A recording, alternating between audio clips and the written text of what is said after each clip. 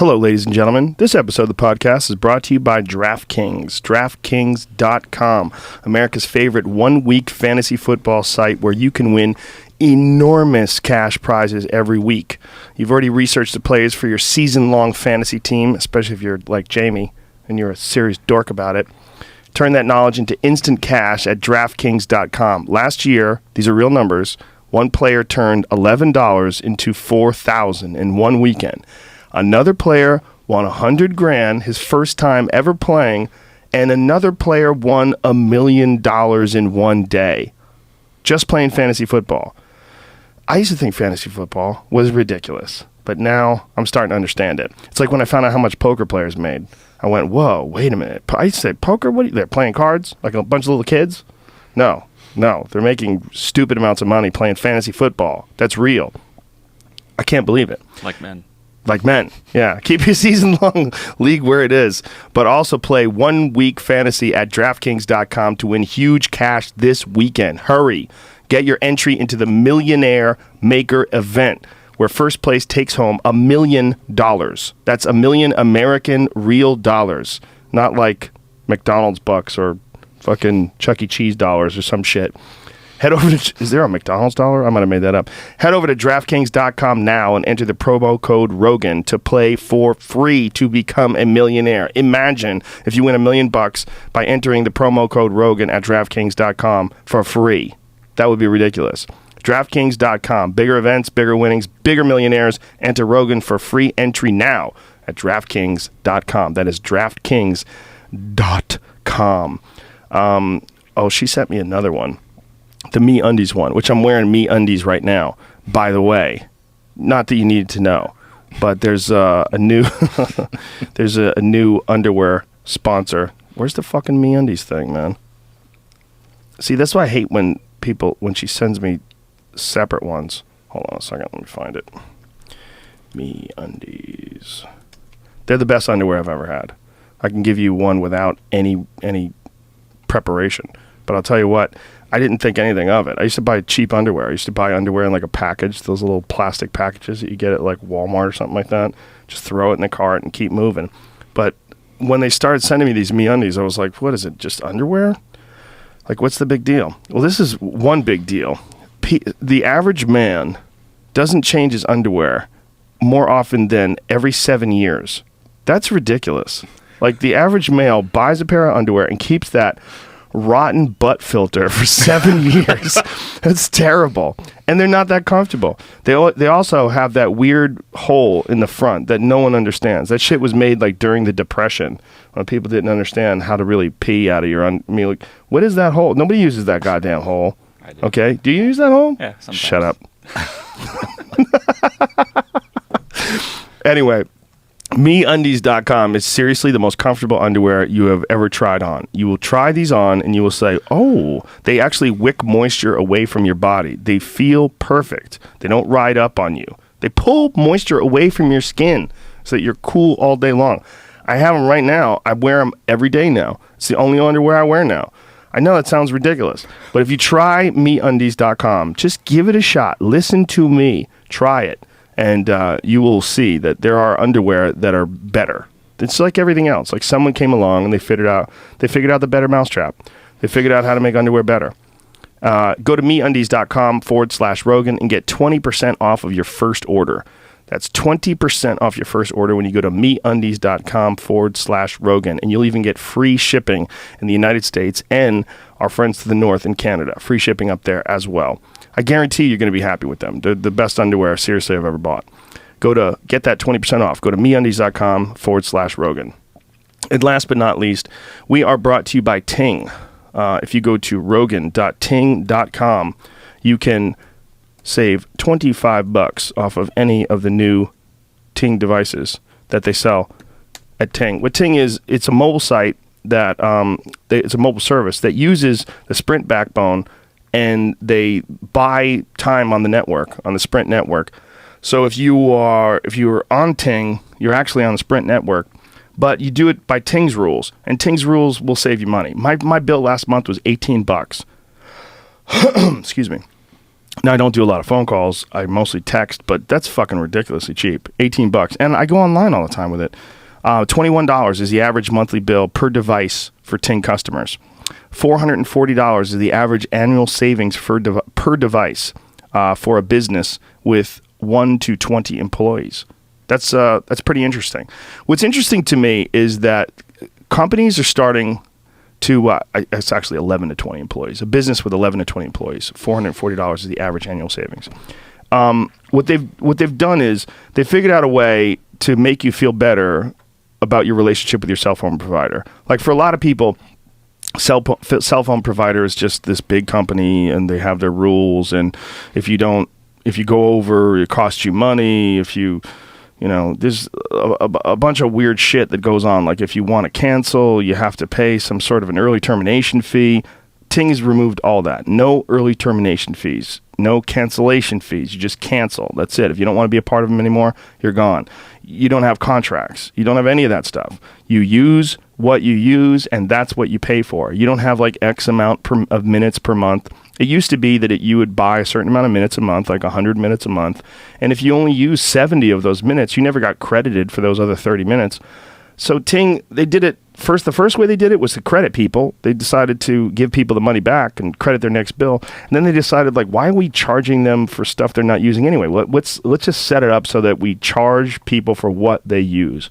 And in doing so, you will most certainly save money. And it's the most logical and reasonable way to provide cell phone service, in my opinion. I don't see why anybody would not want to just do it that way. The only reason is it benefits the cell phone providers to charge you a fixed rate.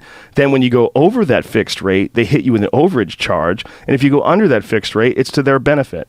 So Ting cut all that stuff out. And they provide you with an awesome service, with a great company using the Sprint backbone, and they do it completely ethically. And I like doing business with them.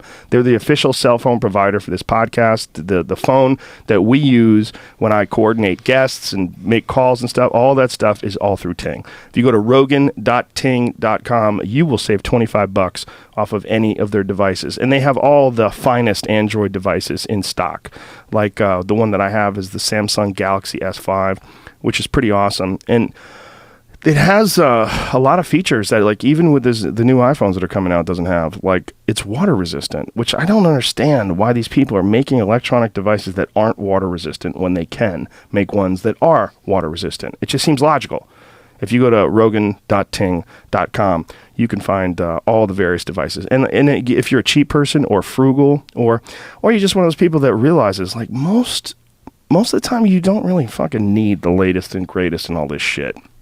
It's just it's a fetish in a lot of ways. And if you're a weirdo and you like flip phones, they have those too. You could buy one of those Samsung M400s for $72. You can buy one of the older iPhones. You get an iPhone 4 for $112. Yeah. Or you can get an iPhone 5. They have iPhone 5s. iPhone 5S is coming. They have the Galaxy Note 3, the HTC One M8, which is an awesome phone as well. Anyway, rogan.ting.com. Go there. Save money. Be happy. All right. Graham Hancock is here. Why fuck around? Young Jamie, cue the music. Joe Rogan Podcast. Check it out. The Joe Rogan Experience. Train by day, Joe Rogan Podcast by night. All day. My friends, Graham Hancock.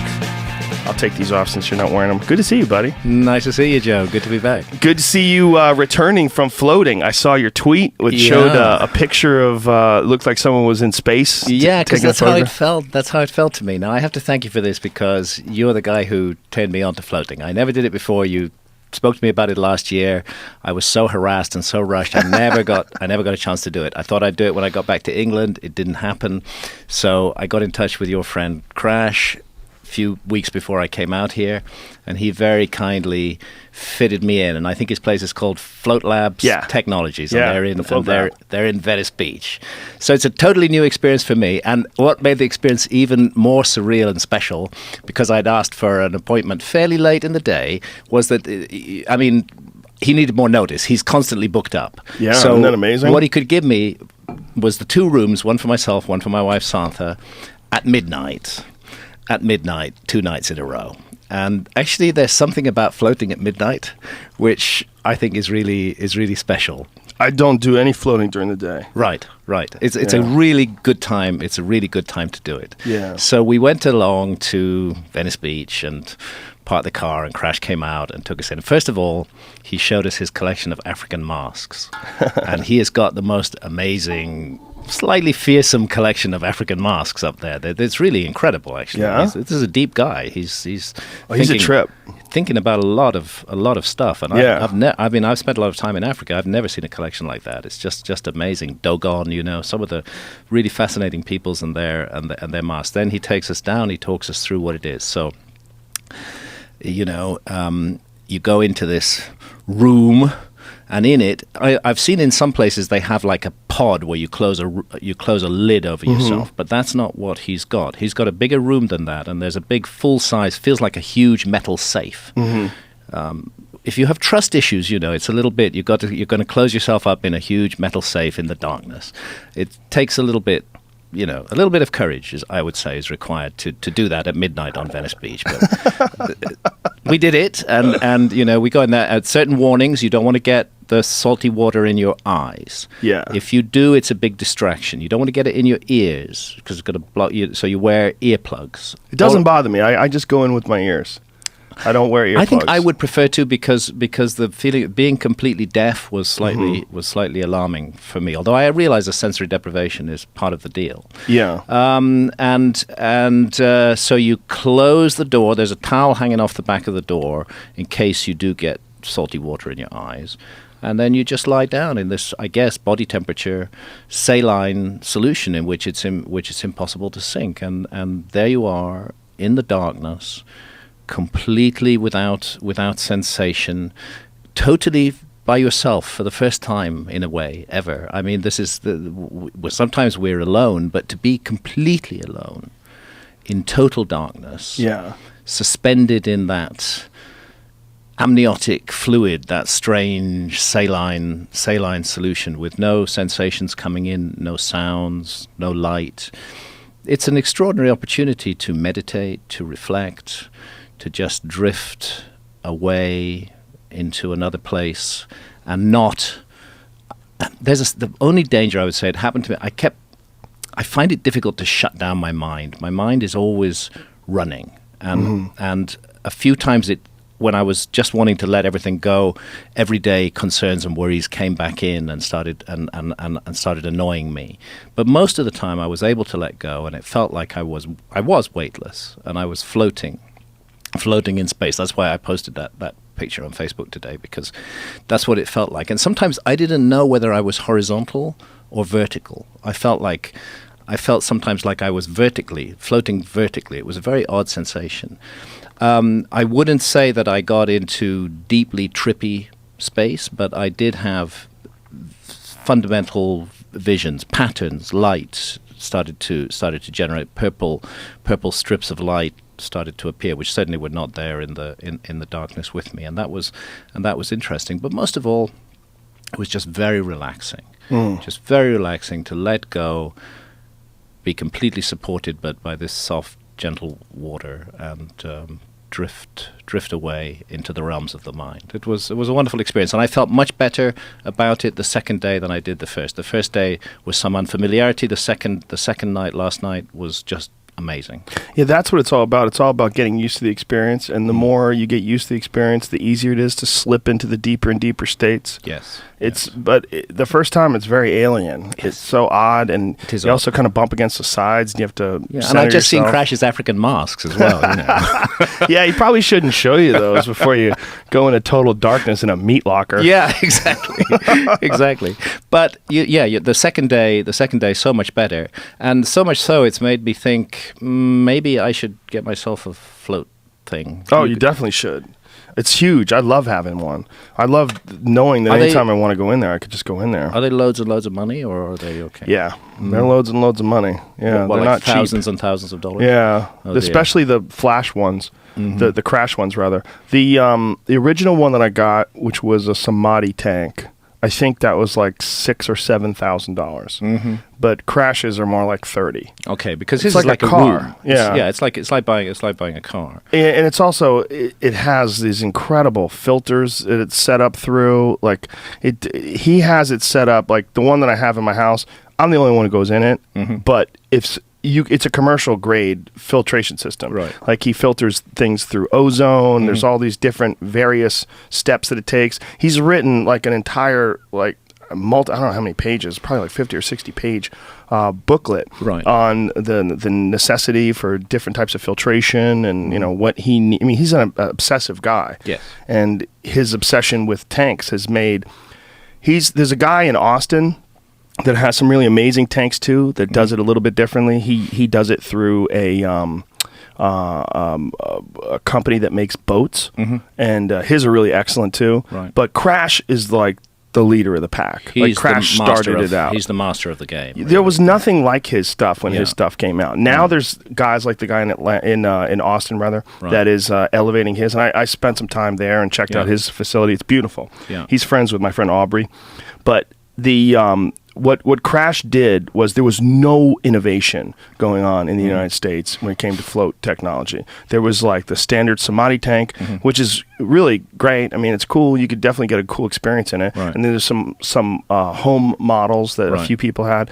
But what he did is he just took everything to the next level and made everything these steel modular boxes that it fits together perfectly, more sound deadening, more insulation, better filtration system, stronger reinforced sides, because the Samadhi ones would kind of bow out on the sides a little bit from the water, and sometimes they would rot, and like you had to get things replaced.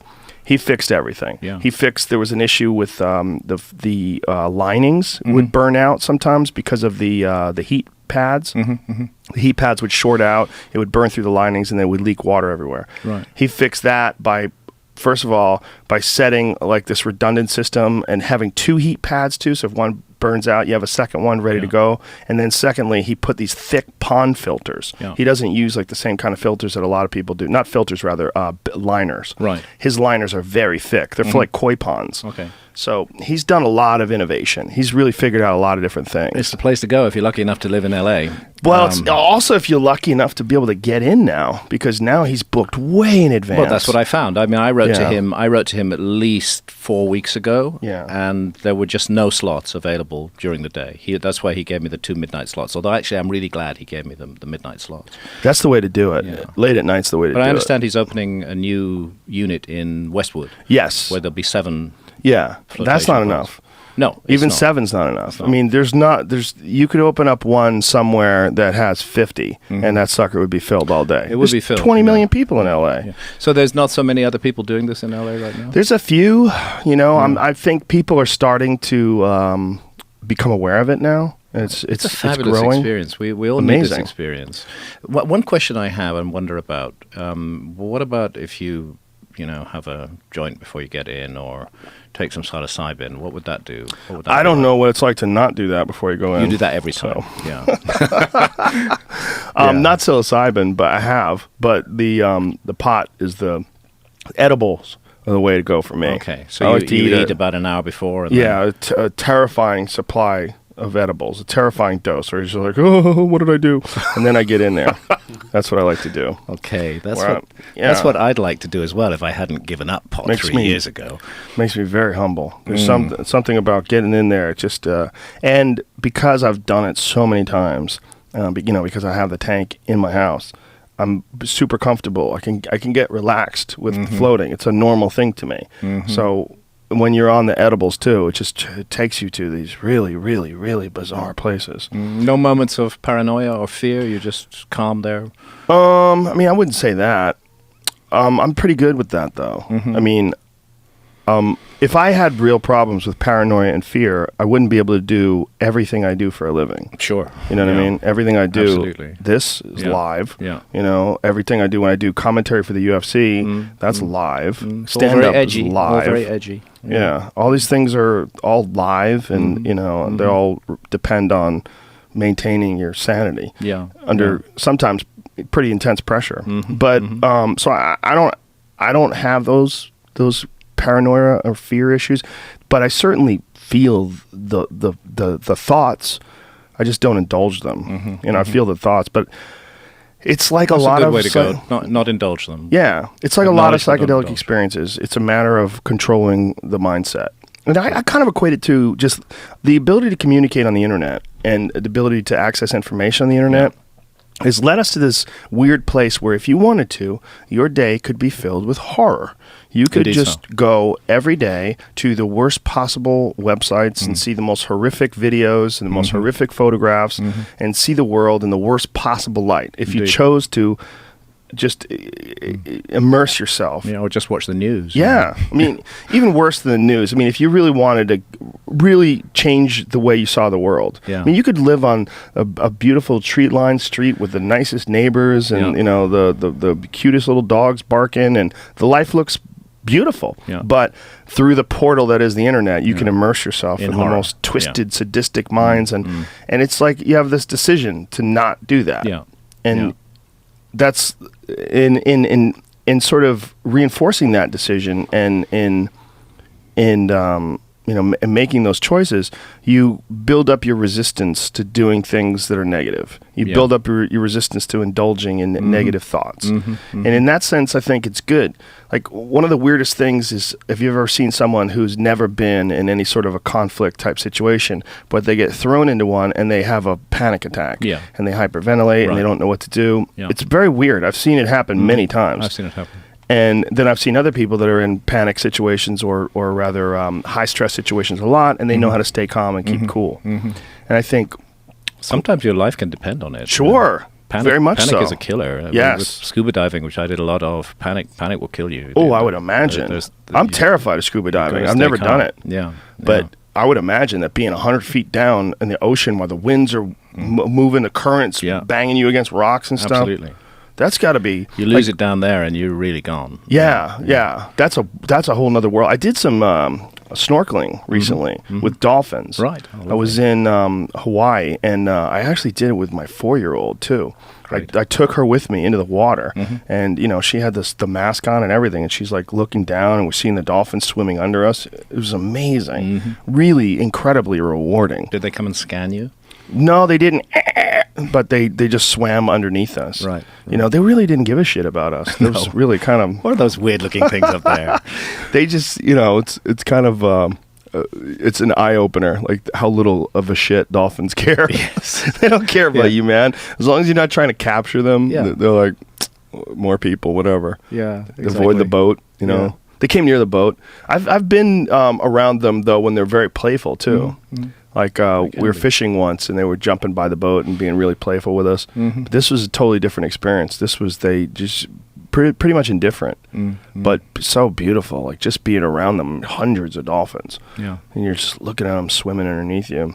Yeah. But yeah, I can imagine that panic in that world.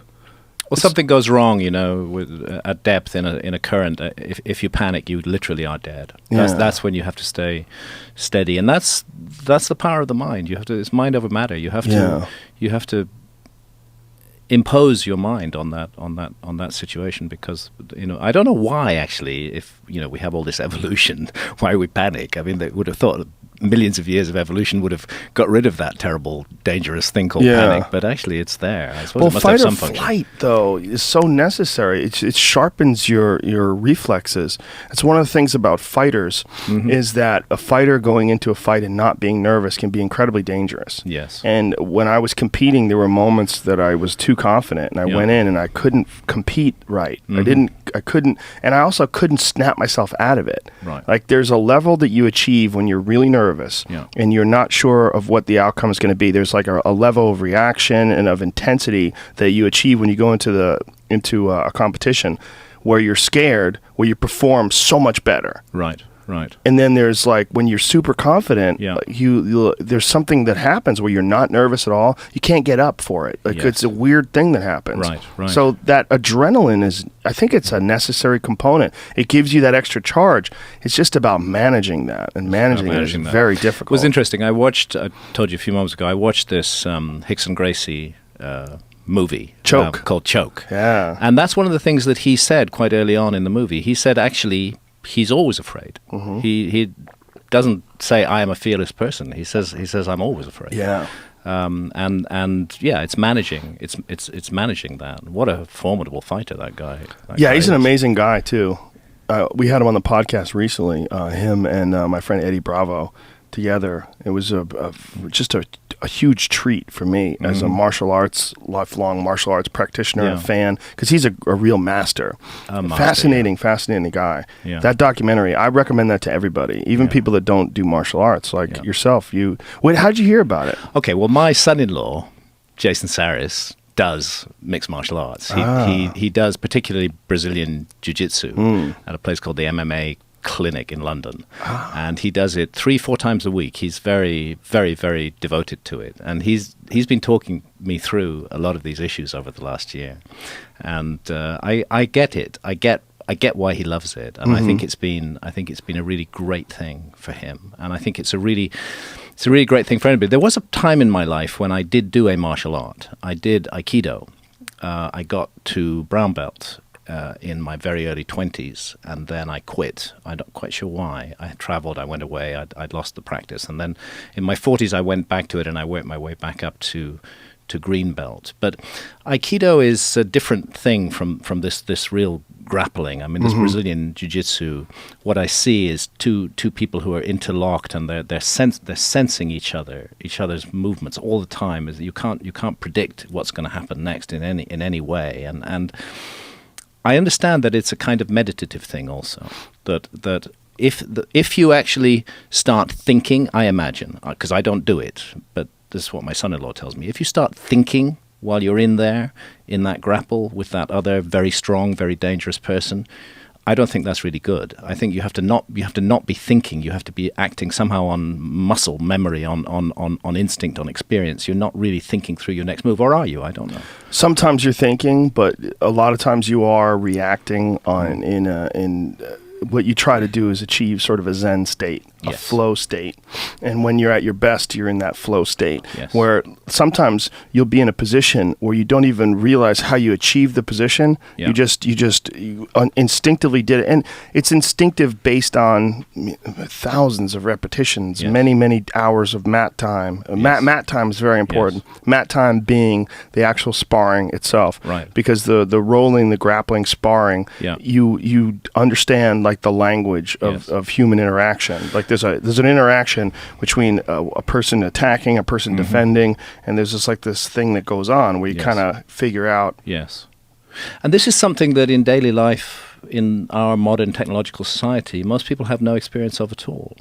They're never in a fight situation. They're never ever having to deal with that. So if they suddenly find themselves in a situation of danger, attacked on the street, they're not going to have the faintest idea what to do. No. Well, hopefully that never comes up anyway. Not, but the benefits sometimes extend outside of that, in my opinion. The benefits are, it prepares you for like the drama of regular life pales in comparison to the real drama of training and of competing inside the gymnasium. Like, because essentially every time someone does jiu-jitsu, they're competing.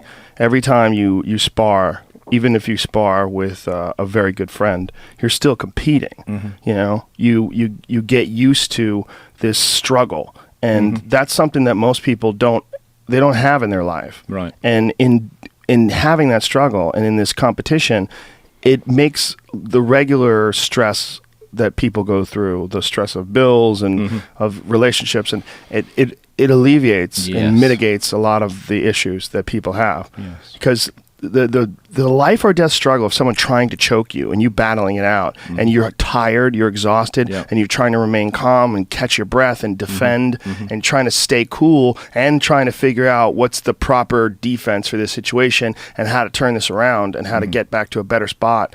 It's so harrowing and it's so stressful, but in a good way. So you're totally in the moment. Yes. Oh yeah. You're totally in the moment. You're There's not no thinking time for about any other shit. Some girl you dated when you were in high school. Where's she now? You're not thinking about that. You know, or the bills you got to pay, or anything like that. No, you're not thinking about any of those things. And in that sense, it is very meditative. That it alleviates a lot of the stress of life.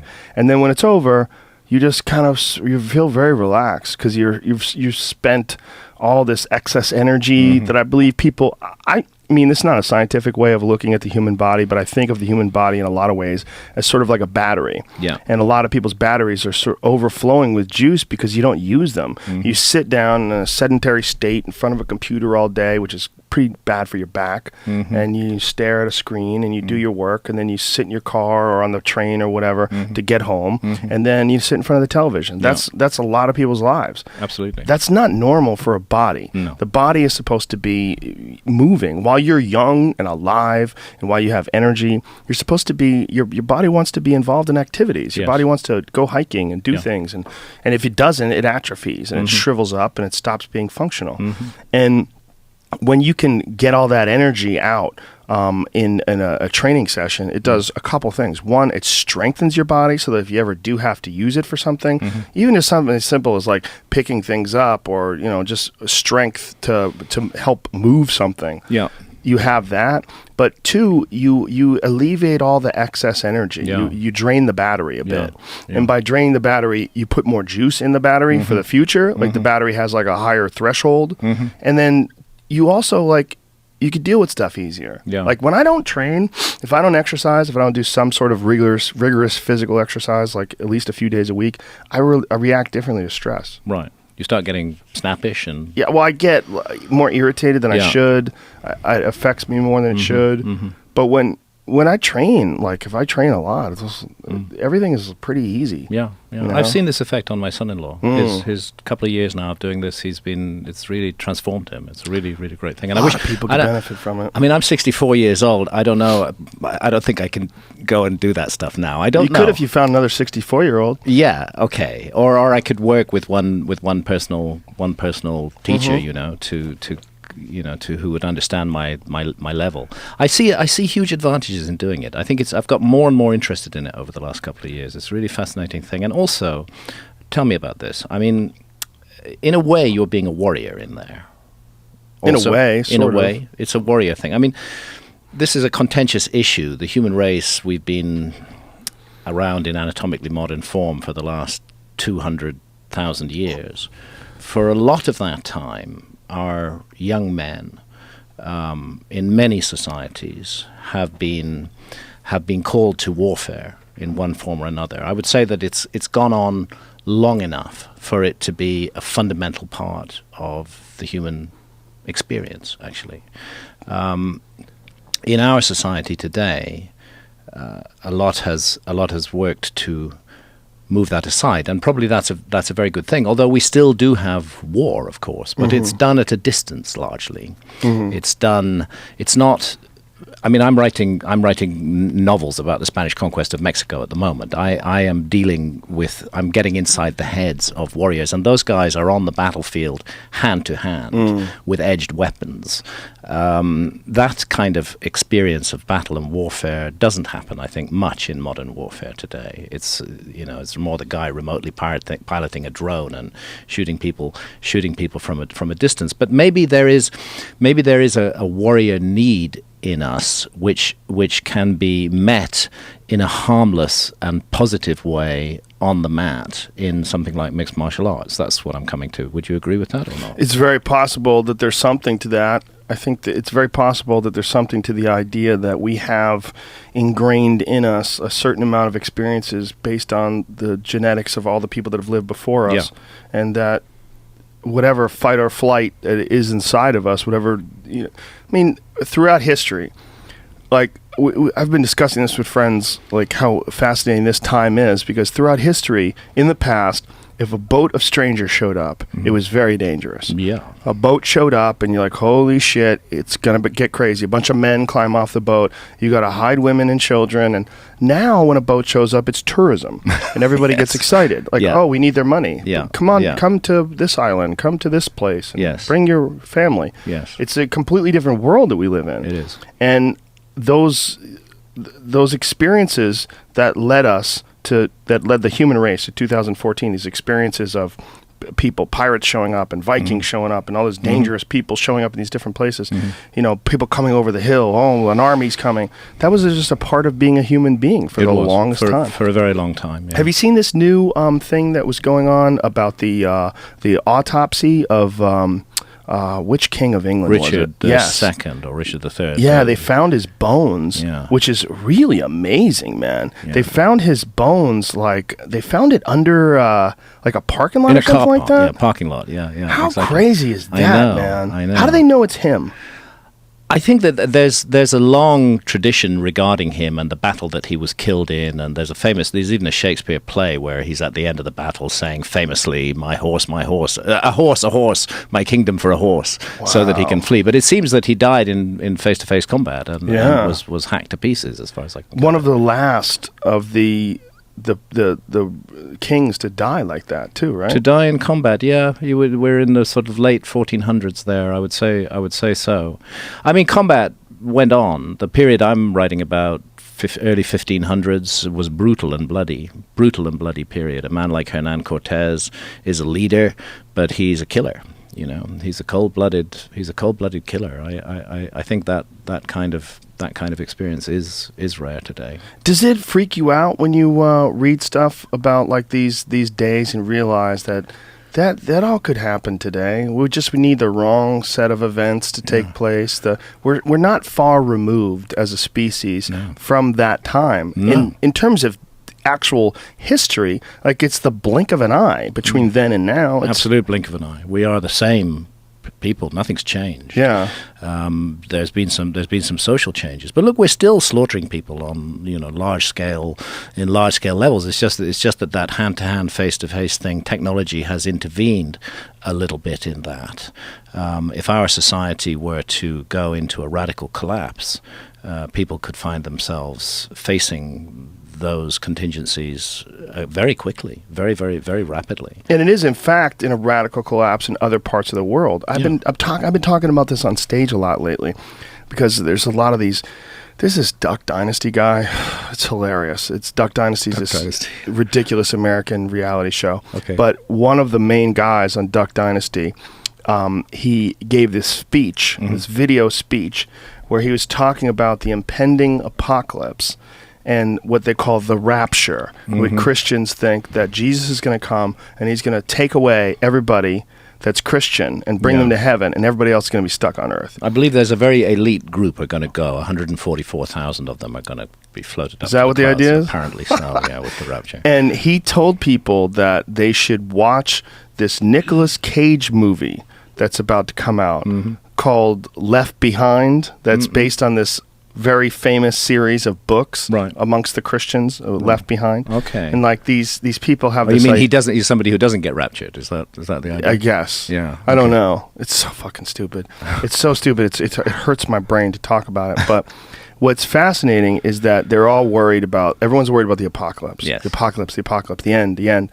But the apocalypse, if you go to certain parts of the world, it's there. It's there. It's in Liberia right now. It's in Somalia right now. Right now. Listen, back in the 1970s, I lived in Mogadishu. I lived in Somalia. I lived in that failed state. It was a fine place then. Back then it was fine. Yeah, it was fine. Why was it fine? I mean, this is not politically correct, but it was run by a dictator. And he kept things calm, that has been the case in many unfortunate scenarios. I mean, that's what's argued about Iraq. That if you looked at Iraq before the U.S. invasion, it was largely superior to what it is now. Vastly superior to what it is now. Again, I mean, we're not, kind of not supposed to say these things. Right. But honestly, for the average Iraqi living in Iraq, things were a whole lot better under Saddam Hussein. It was peaceful. It was there was not a lot of interreligious conflict. It was a secular state. It was a secular state, in fact, quite tolerant. And all you had to do was not get in the face of Saddam Hussein. Yeah, that was the simple rule of life. Just don't get in the face of Saddam Hussein, and that was the simple rule of life in Somalia in the 1970s. Don't get in the face of Siad Barre.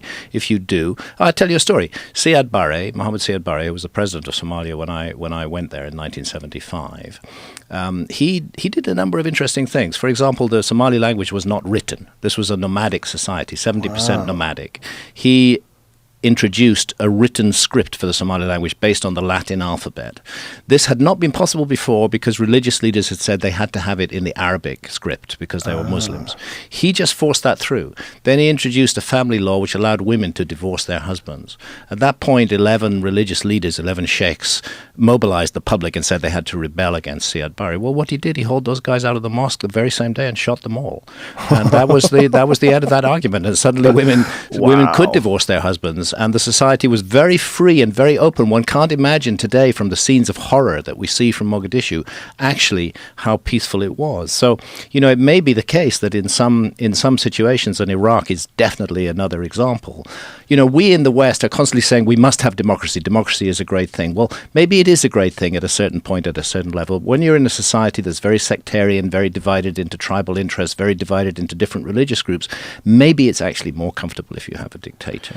Well, there's a power vacuum issue. I think the issue is civilizations largely operate on momentum. Yeah. And when things have been set up in the way that they have been in Iraq, or the way they have been obviously in Somalia, where there's one guy who's calling all the shots and they kind of got this whole thing established, when that guy's not there anymore, and then everyone's scrambling to be the new guy. Everyone's scrambling. It creates chaos. It's horrific. Chaos and hell. And it creates this intense violence amongst the people, like Iraq, the people that are in that civil war state that they're at now, where various sections of their population are vying for control of this failed state. It's horrific. It's horrific. You have this hideous death cult called the Islamic State, Yeah. Which may or may not have been initially funded and set up by the United States of America and its allies. Who knows? Who knows? But it's a death cult, and it's horrible. Frankly, I would rather have Saddam Hussein than the Islamic State. Yeah, it's a crazy thing to say, right? The one evil is better than the other evil. Because obviously, we're only talking in objective reality terms here. Yeah. We're not like saying, hey, it's okay to be a dictator. No, not at all. It's evil to be a dictator. Clearly, it's evil. Saddam Hussein is a terrible person. It's evil and wrong, and we don't. Ideally, we move to a situation where we have no governments and where people run their own lives and peacefully negotiate with one another. But that isn't the way it's going down in Iraq, and it's not the way it's gone down in the southern part of Somalia. Yeah, that would be ideal, right? But it's really hard to run a bunch of people. Like the idea of a society, the idea of taking 1 million people, 500 million people, whatever the number is, and having a group of people that adhere to the best interests of all the folks that are in that society, when their needs are so varied, their resources are so varied, their fortune and what situation they find themselves born into is so varied. And then you have the people that are fortunate sons and daughters that are trying to keep the unfortunate from getting into their gated community of life. There's so much craziness. And you can be sure that dictators' sons and daughters are all very well looked after in a dictatorship. That always happens, like Saddam's kids, like Siad Barre's kids. It's always the case, that they are, and that then generates feelings of anger and fury that is happening. But a situation where just bullets are flying down the street constantly, and you live in permanent fear of your life, that's not good either. Yeah, the arguments that the United States has funded ISIS in order to build up support for an invasion of Saudi Arabia or of Syria, rather, are really terrifying. And more terrifying because I don't want to look into it, because I don't want to know. It's a horrible thought, yeah. It's like, I don't even want to know. I know that kind of shit has happened before. So when you see that it's happening now, you're like, oh, fuck. Is this really going on? Yeah. Like, is that really what's causing all this? It's profoundly depressing. And the problem is that we can't really believe anything that our political leaders in the West say. I mean, they have been proven to be absolute crooks, thieves, and liars. Yeah. They lie by instinct all the time. And the problem with constant lying at the top levels of politics is that it pollutes the debate completely. You suddenly can't believe anything that's said, and that leads to suspicion of all kinds of horrendous possibilities, including the funding and setting in motion of this ISIS horror. And it doesn't help when someone like Julian Assange comes along and exposes all these things that a lot of people disagree with. And what do? They try to get him locked up on some trumped up charges and export him as if they were really trying to export him from to Sweden and eventually to the United States because of some sexual thing that wasn't even It seems so bogus. violent, or it wasn't even rape. It was consensual. It was some weird sexual charge. Yeah. Like I think they call it surprise sex or something like that. It's not. They're not even calling it rape. Right. It's one thing like. If there was a woman who was saying, "Hey, Julian Assange is a piece of shit. He drugged me, he raped me," okay, yeah, send that guy to Sweden. But they're not even saying that. No. This isn't a charge that makes any sense. And the fact that this guy's been locked up in the embassy in London for all these years, it's crazy. It's a very crazy situation. It's really weird to see, man. It's really weird to see him on television doing these Skype interviews and knowing that he's in this embassy. Yeah. And that the moment he steps out of that, they're going to snatch him up. Yeah. It's like he's just being protected by some weird loophole. Yes. Yeah. Well, you could take sanctuary in an embassy. It's an old law. But you can't leave. You Like can't he's going to leave. have to dig a hole underneath that motherfucker, like a mile out, Yeah. out of the street, and then pop out of a manhole, and then Yeah. they're going to scoop him up in a car and take him to Costa Rica or somewhere where they're going to honor. No, we live in a time when they're just constant conspiracy theories. I mean, there's even conspiracy theories about him. That he is part of the problem rather than part of the solution. All of that happens. Nothing is believed anymore, and that the problem and that comes from the proven fact that our political leaders are actually liars. They lied to Absolutely. us again and again, and how can we trust them? How can we entrust ourselves to them when they behave in that way? What's needed is transparency. What's needed is openness. Do you think that transparency is going to be an eventuality because of the internet? Do you It's think happening? that? Yeah, I think it is, right? Everything gets blown wide open. It's very difficult to keep secrets. And it erodes faith in the leadership when, like, is this a democracy? Is this a representative government? Or is it some sort of a weird dictatorship? Because if it is a democracy, how the fuck are you keeping that guy locked up? Yeah. How is Julian Assange still locked up? Yeah. Because I need to know, please tell me, what exactly he did that you need to export him to the United States. Oh, he released some information. Yeah, which is our information, we yeah. the citizens. This is not, information that should be kept secret. It's not from a king. It's information that someone who was being paid with taxpayer dollars did a bunch of shit that the United States doesn't agree with. Yeah.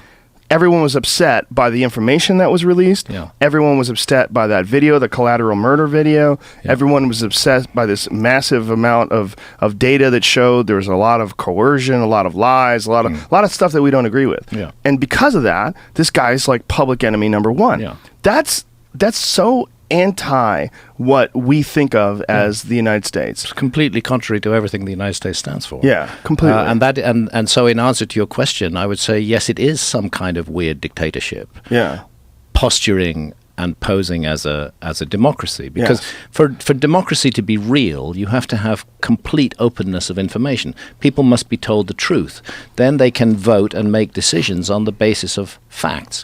What we actually have in our society is the continual, very clever massaging and management of information. Mm-hmm. So it ceases to be democracy when the voting public are fed lies on the basis of which they make their decisions and vote. That isn't democracy anymore. That is, and in a way, democracies are the worst kind of dictatorship because they have this appearance of freedom.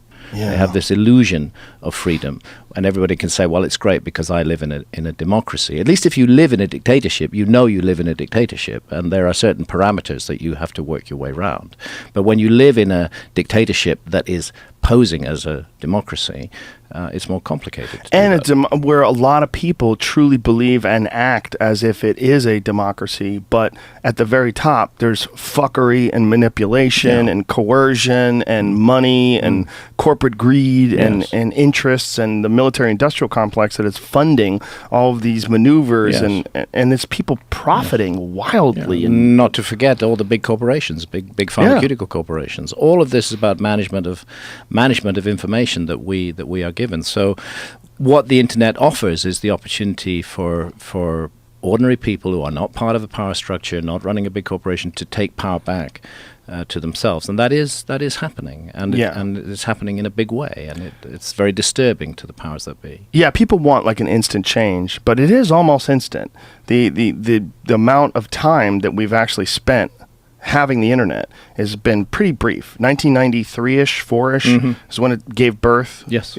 And then, like, 2014, where we're at now, it's really only been around in this form for the last decade, like 2004, 2005, and then social media allowing people to exchange information in the heat of political crisis. Yes. And where they've been able to expose things that are happening in real time that ordinarily would be protected by the media. They would shelter and filter the information. Now it's all just coming out, and they can't, so they have to shut down the whole fucking internet in some of these countries.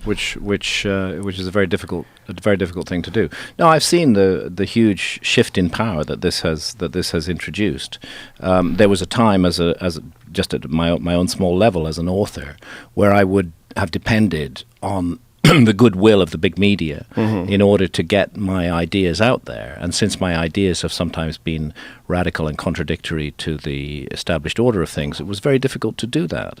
Well, I don't need the big media anymore. Right. I absolutely don't need them. They're not required at all. They're redundant as far as I'm concerned. What is important is the community of like-minded people that I am reaching through social media, through Facebook, through my website. Not to say that Facebook is perfect, because Facebook is very problematic and is itself a large corporation which is filtering and controlling information, but at least it's there. It's something. There's some excellent things with Facebook, though. Yeah. One of the excellent things is that everyone is themselves. Yes. Like, that is your Facebook account. This is when you're posting, this is who you are. Yeah. For the most part. I mean, obviously there's some frauds out there. Sure there but are, a lot of when people are commenting, they're commenting using their Facebook Indeed. identity. Yeah. So, like, that's a real person, Yeah. as opposed to Twitter or a lot of message boards where you're getting trolls and a lot of assholes that are posting under fake names, and there's a lot of people out there that it's like a sport to them to be shitty or to rile people up. Like, that's, it always puzzles me that I come across. I get relatively little of it on my Facebook pages. I have an author Facebook page. I have a personal Facebook page. I run them both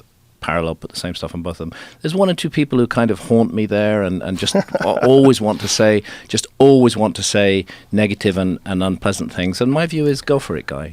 Say those things if you want to. Well, you're always going to get that if you are in the public eye. And the thing to be aware of is that it's a tremendous waste of, unless you're actually doing something evil and someone's trying to expose something, which you're clearly not. But if you were, then that kind of makes sense. Like, these people are crusaders. But a lot of them are just what you call haters in the United States. Yeah. And the thing about haters is they're all losers. Yes. There's no one that lives a fulfilled, successful life with an awesome family, a great relationship. They're doing what they want to do for a living. They're happy and at peace. And they also go online and they're very hateful things and shit on people. Exactly. No, they're it's a mess of wasted energy. Yes. Like, they're and some people are really good at it. And it's like, damn, if you put that energy into something productive instead of stalking Graham Hancock, and fucking with him all day, you could get a lot of shit done. You could probably be a happier person. Exactly. So the only answer at the receiving end of that is not to feed it. Yes. Is not to nourish it with angry or hurt responses. Well, that's what they're trying to do. When someone's that's saying, what your they research is shit, your fucking book's dog, I wipe my ass with your book. They're trying to fuck with you. Absolutely. Yeah. And the answer is somehow what I try to do sometimes is to just respond with love. It's nice if it's true, if it's real, and I try to do the same if I can. Sometimes it's really hard. It's hard. But do you also agree? I definitely feel this about myself, that some of the criticism that I've received, even extreme criticism, even if it's unbalanced, I've benefited from. Always. Yes. Always. It's useful. Yes. It's useful. There's something to learn from that. It's like that old saying, what doesn't kill you makes you stronger. I mean, you have to learn from this. It's out there. We have to engage in some way with criticism. I've received an enormous amount of criticism from my work, and for the suggestion that was a lost civilization, and the work that I've done on psychedelics and altered states of consciousness. Just endless. It's non-stop. And my view is, thank you. Thank you for criticizing me. I appreciate it. If there are holes in what I'm saying, if my argument is weak in a particular area and you're helping me to see that, the right response is gratitude to that. They really are, in a sense, working for you in some way, because there's been unwarranted criticism that I've received that have made me rethink a lot of things I do, even if it's unwarranted. they've made me rethink, like, what is causing this reaction? Like, is there anything that I could have done differently that could have avoided that? Yes. Or is this a necessary evil that just comes with the business? Like, and it makes you think about things in a more complex way. And although that might be uncomfortable, I think there's some great benefit of it. There's some great benefit from it. And once again, it's putting us into a real social situation. As you say, these people are real. You know, it's like being back in the village in the old days, where you might be directly criticized by one or other of your fellow villagers. Well, now our village is the whole world, and it crosses all national boundaries and all religious interests. It can be anybody, anywhere who's taking an interest in you, and I'm constantly receiving information, some of it critical, some of it positive, through Facebook, in particular through Facebook, which is very helpful to me, and I really appreciate it. And I try the best I can. I try as much as I can do. It would be I don't want to spend my entire day, morning to night, on Facebook, but I try to engage with it. I try to respond because I realize that people are giving me their time. Somebody sends me a link to a story I haven't ever seen before. It's really important for my research. Thank you. That's really great. Twitter's giant for that for me. Just absolutely gigantic. I've gotten more information from Twitter, more interesting websites that people have sent me to, more interesting articles that people have sent me to than any other resource that I've ever come in contact with. And it's just directly because of interacting with people, and when they send me interesting things, I retweet them, and then those retweets get seen by a large number of people, so that people see that I do that, and so they send me more interesting stuff. Exactly. It's really cool in that way. I like that. It's like it's establishing a network in that sense. It's really it's a whole new situation which we've not faced before, done on a gigantic scale, and what it means is that information which used to be strictly controlled and in the hands of elites is now changing. The power structure of information is changing entirely, and that's potentially a very exciting new time to live in, and great things are coming out of it. And it's easy to say this, but I think a new consciousness is dawning in the world. Actually, I don't think it's very big yet. I think the old way of doing things is still extremely strong, but people are waking up to their power and saying, I am not simply to be pushed around and told what to do by an expert or a government official or a corporation. And that's great. That's a really good thing. I believe you're correct. And I think that it's hard to see while you're in the middle of it. Yeah. Because it's all happening while we're participating in it. We are living in a time of extraordinary, rapid, unbelievable change. And when the history of this time, maybe things will settle down, maybe they won't, I don't know. But when the history of this time comes to be written, there'll have to be some perspective on it. 200, 300 years from now, it will be seen as one of the most extraordinary moments in the whole human story. My friend Amber Lyon has an interesting way of talking about certain events. And one of the things that she talks about when it comes to corporate control of information and like things along the lines of like the Julian Assange situation, she talks about being on the wrong side of history. And I think that's a very good point, that they're the people that are trying to suppress information in that way, and the information that would directly affect the lives and not just, but the consciousness of the entire culture. That's the wrong side of history. And then when all things are said and done, people trying to act in their best interest currently, they don't realize, like, the fucking jig is up, man. You might be able to hang on and keep treading water for another 3 or 4 years, but the jig is up. It's like the Inquisition was on the wrong side of history, when it made Galileo say that actually the sun did revolve around the earth, even though he knew that the earth moved. It's clear that Galileo was on the right side of history. We know that now. We've got perspective on it. We can look back with hindsight. And it's the same thing that's happening today in different ways. Yeah, it really is. It's just more intense because it's happening worldwide, and it's all happening at the same time, and we're seeing positive and negative repercussions of it, like these failed states that come about because of Arab Spring. Like everybody says, let's get rid of the dictator, and then Muammar Gaddafi gets killed. And now Libya is like this insane hell world. Libya is a hell place. world. Syria is a hell world. Iraq's a hell world. in every case, Pandora's box has been opened, and the immediate result has been that things got way worse than they were before. And then, if we're talking about the dark side, the negative side of things as well, there is this horrible problem of bigoted religious fundamentalism, which is not confined to the Islamic world by any means. I mean, there are many Christian bigots as well. There's a tendency for people to cling on to old and devalued ideas and to have an almost religious fanatical commitment to them and be willing.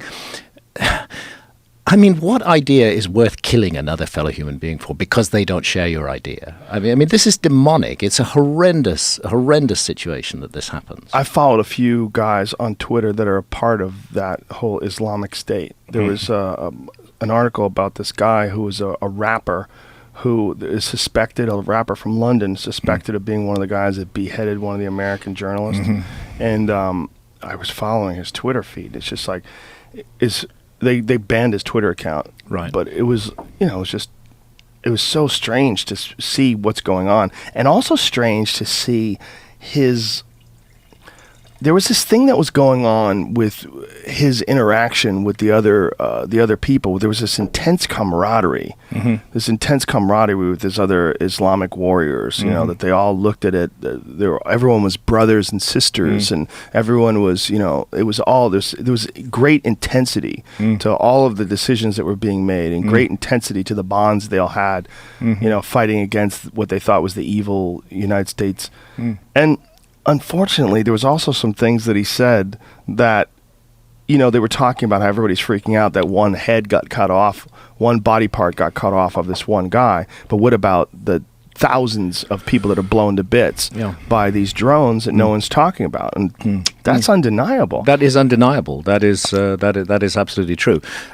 Two wrongs never make a right. They do not. The fact that happens does not excuse the cold-blooded slicing off of a fellow human being's head, but nevertheless, it happens. We should not condemn the one without condemning the other as well. Absolutely. And in fact, the one, you're talking about one individual as opposed to thousands of people that have been killed by drones that are innocent. Completely innocent people who are so-called collateral damage, who are just ripped apart by our high-tech weapons, which will behead a person in an instant, slice body parts off, just completely destroy that. If you're lucky, if you're not lucky, they only break off a few things, and then you suffer for the rest of your life in agonizing pain. Yeah. So we have to own this. We have to accept that this is something we do. We in the West are not innocent of this barbarity. We are also part of it. Yeah. Is it we? That's the real thing. Well, that's the real thing, because then you come back to the question of the manipulation of public opinion by very small interest groups who have a very unbalanced control of information. Right. And then what does we mean? If it's not you and it's not I mean, do we take responsibility for people we don't even know doing things that are under the orders of people we also don't know and under the influence of corporations we're not really exactly sure who's pulling the strings or how it's getting done or what politicians are moving what pieces into place, and the whole thing's a fucking mess. We take responsibility for standing by and letting bad shit happen and not doing anything about it somehow or other. To fail to act when we know that something really wrong is being done in our name, that is as bad as doing it ourselves. Have you ever seen the interview? There's an interview that's out there of one of the guys that's he was a drone pilot,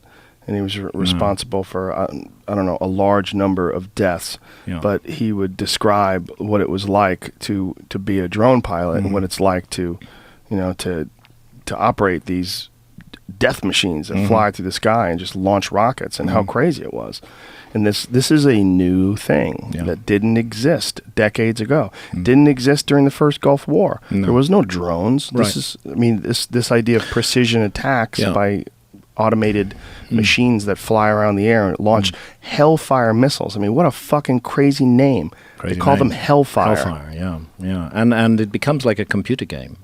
Oh, yeah. You're looking at it on a screen and completely detached. Completely detached from the mass murder that you are in fact inflicting.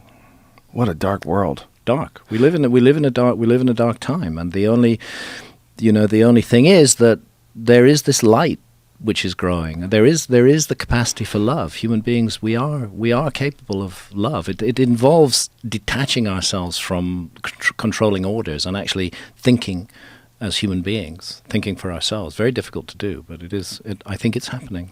I also think that conflict, the conflict of battling against the negative, builds up the positive in some strange way. I mean, the anti-war movement was really a big part of what made the hippie movement of the 60s. Like, that was a lot of it was in response to the Vietnam War. Yeah. There's this war that people knew to be unjust, and so this flower power, love power movement, LSD and marijuana and all that came out of that. Yeah. That very resistance to killing people that didn't do anything bad to us. Produced this very positive thing. But then, of course, there was then a counter-reaction to that, which we call the war on drugs, which slapped down on that and shut it all down again. I mean, I know you're not big into supernatural issues, but, when I look at all of this, I have to say the Gnostics who... if I simplify the idea, Gnostic ideas, we know about Gnostic ideas because a batch of texts were found buried at a place called Nag Hammadi in Upper Egypt, near the Temple of Dendera in Upper Egypt, and they've been buried for 1,600 years. And they were found in 1945, and they contain a complete corpus of ideas of a people who call themselves the Gnostics. And they see a dark force at work in the universe, which is seeking to snuff out the divine spark in humanity. And it's a supernatural force. And what they say is that the entity who we've been taught for the last 2,000 plus years to believe is God, the God of Abraham, who may be called Yahweh or who may be called Allah, that from the Gnostic point of view, that's not a god at all. That's a demon. That's a lower level supernatural who's got this huge inflated ego, who wants to be praised and worshipped, who's constantly urging his followers on to acts of violence and war. And I think we cannot say there are any facts in this area. Maybe it's just the dark side of the human psyche, and maybe it's all generated by our brains, or maybe there is a supernatural realm. But I think Gnosticism is a very useful tool to look at the society we live in today. They believed that there were entities called archons, who are evil angels who disguise themselves as human beings and mingle with us to drive us into all manner of crimes and behavior that is hostile to the nature of the soul. And that's what I see happening everywhere. But they believed fundamentally we are good, and that we have this light within us, and that the way to reveal that light is through knowledge. That's why the serpent in the Garden of Eden is the good guy in the Gnostic frame of reference. Well, that's very bizarre, the serpent being the good guy. He's the good guy because he's saying to Adam and Eve, you have to know the difference between good and evil. You can't just be these thoughtless meat creatures, who are wandering around in a happy daze in the garden. If you're going to grow and develop, you have to make choices between good and evil. And it's the tree of knowledge of good and evil that the serpent introduces Adam and Eve to, and says you need to eat from that. And actually, I would say this is true. We do need to. We are defined by our choices. It's through our choices that we grow. And if we're ignorant of the context, how can we hope to grow? Yeah, and the stories of like Adam and Eve and all that stuff, it's allegorical, right? I mean, it's supposed to be, there's an allegory to... There's certainly an allegory. There's certainly an allegory there. It's not a real serpent. It's not a real apple. I don't read it as a real serpent you don't. or a real apple. I mean, actually, for the Gnostics, very clearly and definitely, it was a psychedelic mushroom. When the Gnostics portray the tree of life in the garden, the tree of knowledge of good and evil in the garden, it is Amanita muscaria. It's the fly agaric. It is sometimes it's a psilocybe. It is a visionary substance which they are depicting, and that in a way, from the Gnostic point of view, is a necessary part of the liberation of the spirit, it's an agent for awakening. That's what the serpent was giving. Now, I know that all the fundamentalist Christians out there are going to say Hancock is a devil worshipper because he's saying that the serpent is the good guy. But that's what the Gnostics said, and there was a deep and ancient study of the mystery of life and the mystery of reality. I read somewhere, I don't remember the source, but I read somewhere where they were talking about the interpretations of ancient languages and the translations from, ancient Hebrew, Aramaic, all to Greek, Latin, that a lot of things got lost along the way in the confusion, and that one of the confusions was that the word apple could be interpreted also as red, and that it wasn't an apple, but that it was a red, and that red being the color of the Amanita muscaria. That was why. Absolutely. I mean, folks have to understand, if they've never tried to pay attention to how people translate ancient languages and then try to translate them several times, not just into, from ancient Hebrew to Latin, but also from Latin to Greek, from Greek to English. There's so much that gets weirded out along the way. Like, if you've ever taken a phrase from like a Russian website where you don't know what they're saying, and then put it into like Google Translate, and you see the English version of what they're saying, oh my God, it's so convoluted and confusing because of the way the structure of their language is very different. The grammar that they use is very different. That's right. And that it's nothing in comparison to how different it was in ancient times. Yeah, a lot get lost in translation, and a lot the translator imposes his or her idea of how things should be on the material. And many of the texts that come down to us are highly edited artifacts, which are actually representing a particular point of view. That's why these hidden Gnostic texts, which just lay buried for 1600 years until they were found in the 1940s, are extremely interesting. And actually, we don't need to rely on translations. There were most of the Gnostics were wiped out by Christianity when Christianity pulled on the jackboot of Rome and became the state religion of the most powerful militaristic empire of the ancient world. It set about destroying all competitors, and amongst those it destroyed were the Gnostics, and they were burnt at the stake from a very early date. But some Gnostic sects survived, and they have left us images, and there are a number of Gnostic churches. These guys saw themselves as Christians. There are a number of Gnostic churches where they painted the tree of knowledge of good and evil quite specifically as Amanita muscaria.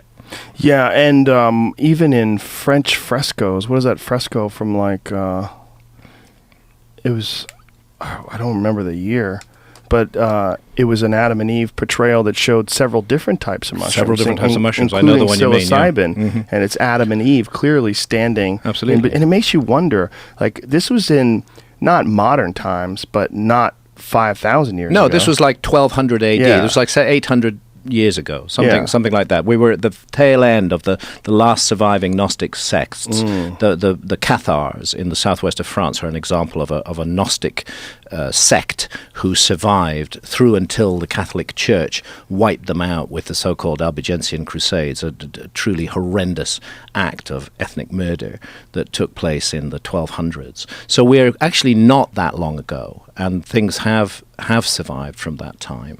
And it's very interesting that they are clearly indicating that the psychedelic experience is of crucial importance, that it's a liberating experience, that it allows us to wake up to the true nature of things. Now, of course, they would do it right. They would do it in a sacred context. They would work very hard on the setting to create the place and the space where this experience unfolded, because that's part of the experience. The substance on its own is only part of the story, as anybody who's worked with psychedelics knows. Right. The context in which the experience unfolds is at least as important, and the intent with which you go into it. And what we're seeing now, again, history has been obscured from us, but recent research is showing, for example, the famous Eleusinian mysteries in Greece.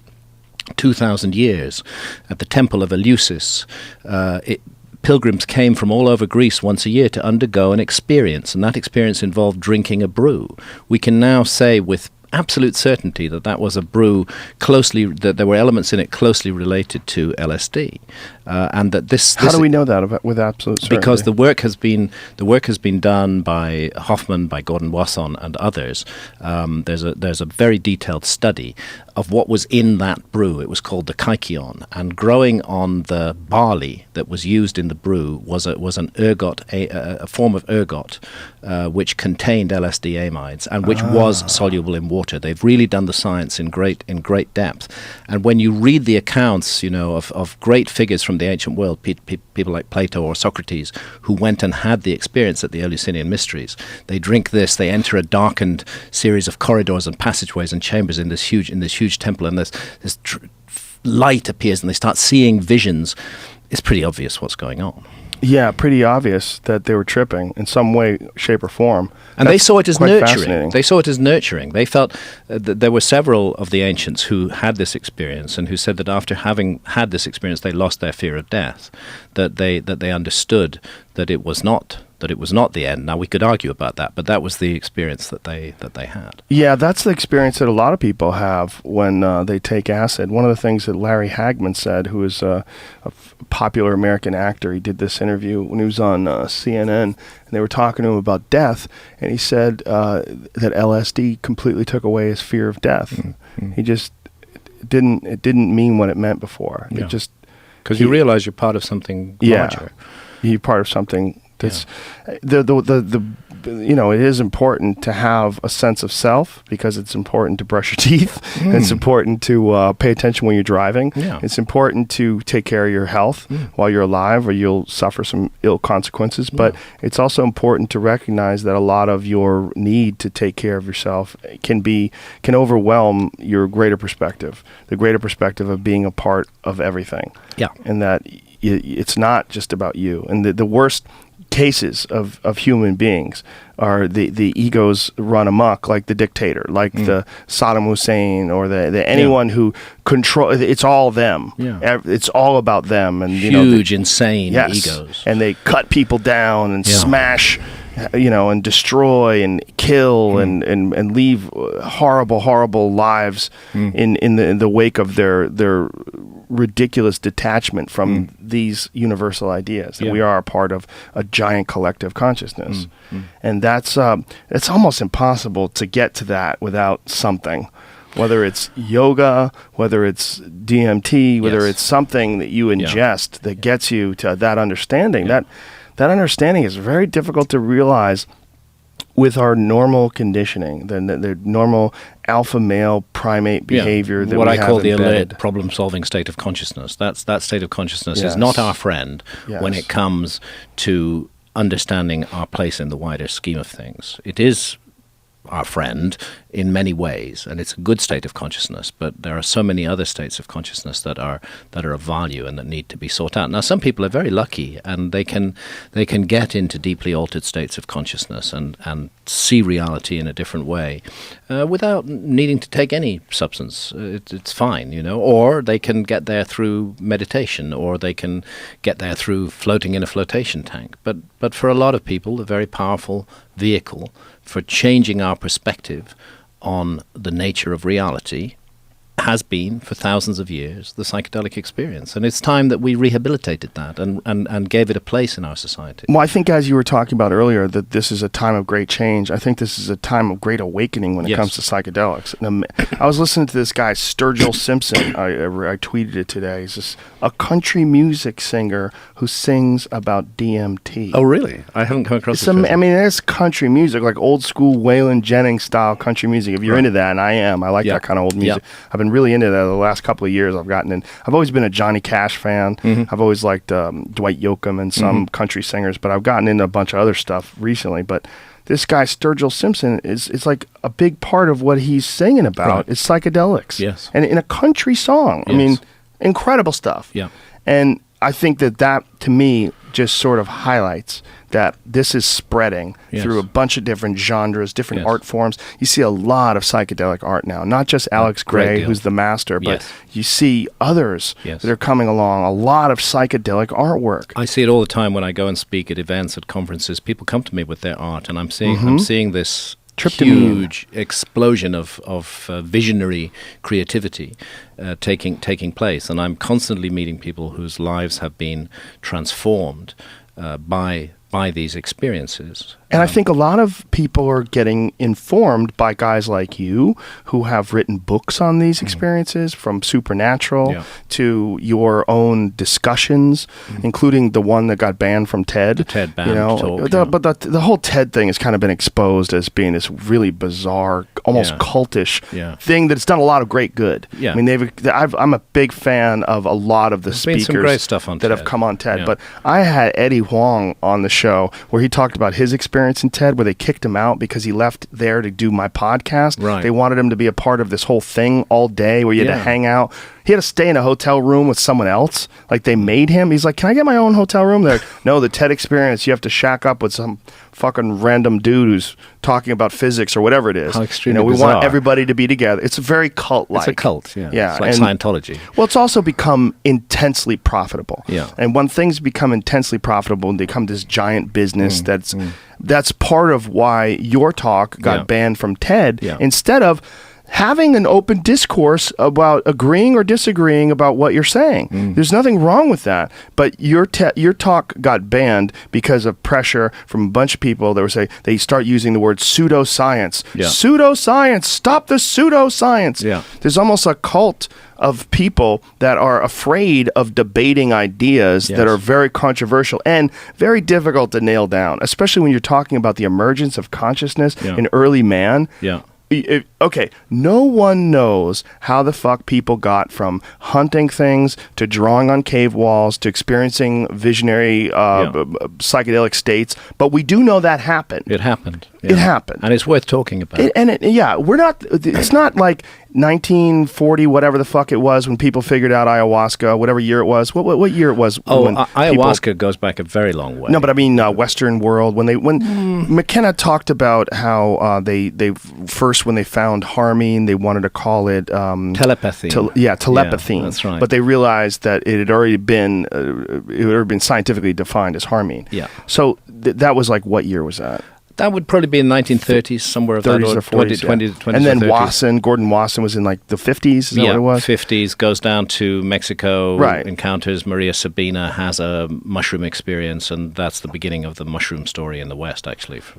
So that's like modern Western culture and civilization. This is our introduction to it. But the shit had been going on for thousands of years. Thousands and thousands of years. So for us to assume that especially you and I, who have had these psychedelic experiences, I've never had an ayahuasca experience, but I've had a dozen DMT trips and mushroom trips. Yeah.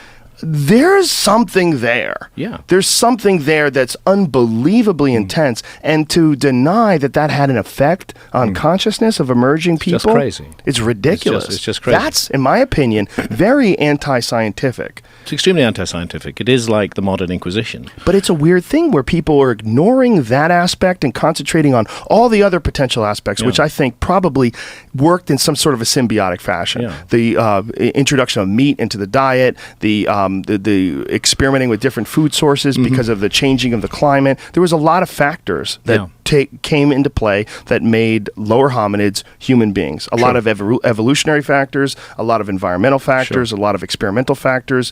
A lot of things happened where there was some benefits to certain types of behavior, and those people survived. Yeah. And then things evolved and changed, and then boom, we have Graham Hancock here at 2014 sitting in front of his Apple laptop. Yes. You know what I'm saying? I mean, there's a lot of things had to take place. A lot. It was a very complicated process, but I'm absolutely sure that psychedelics were a key part of it. Everyone who's taken psychedelics is pretty sure that it was a key part. You know why? Because you've had the experience. And everyone who doesn't, if you haven't had a psychedelic experience and you're talking about psychedelic experiences being not a factor or non-effective, you're crazy. Yeah, you'd be better to shut up. Well, it's just nonsense. Because they haven't. People who've not had the experience at all they don't even, in my view, need to come to the table because they've got nothing to bring to the discussion. I don't mind if they come to the table, but I find their arguments to be almost hilarious. Yeah. It's like, I have a very good friend who's a very intelligent guy, and he's never taken any drugs.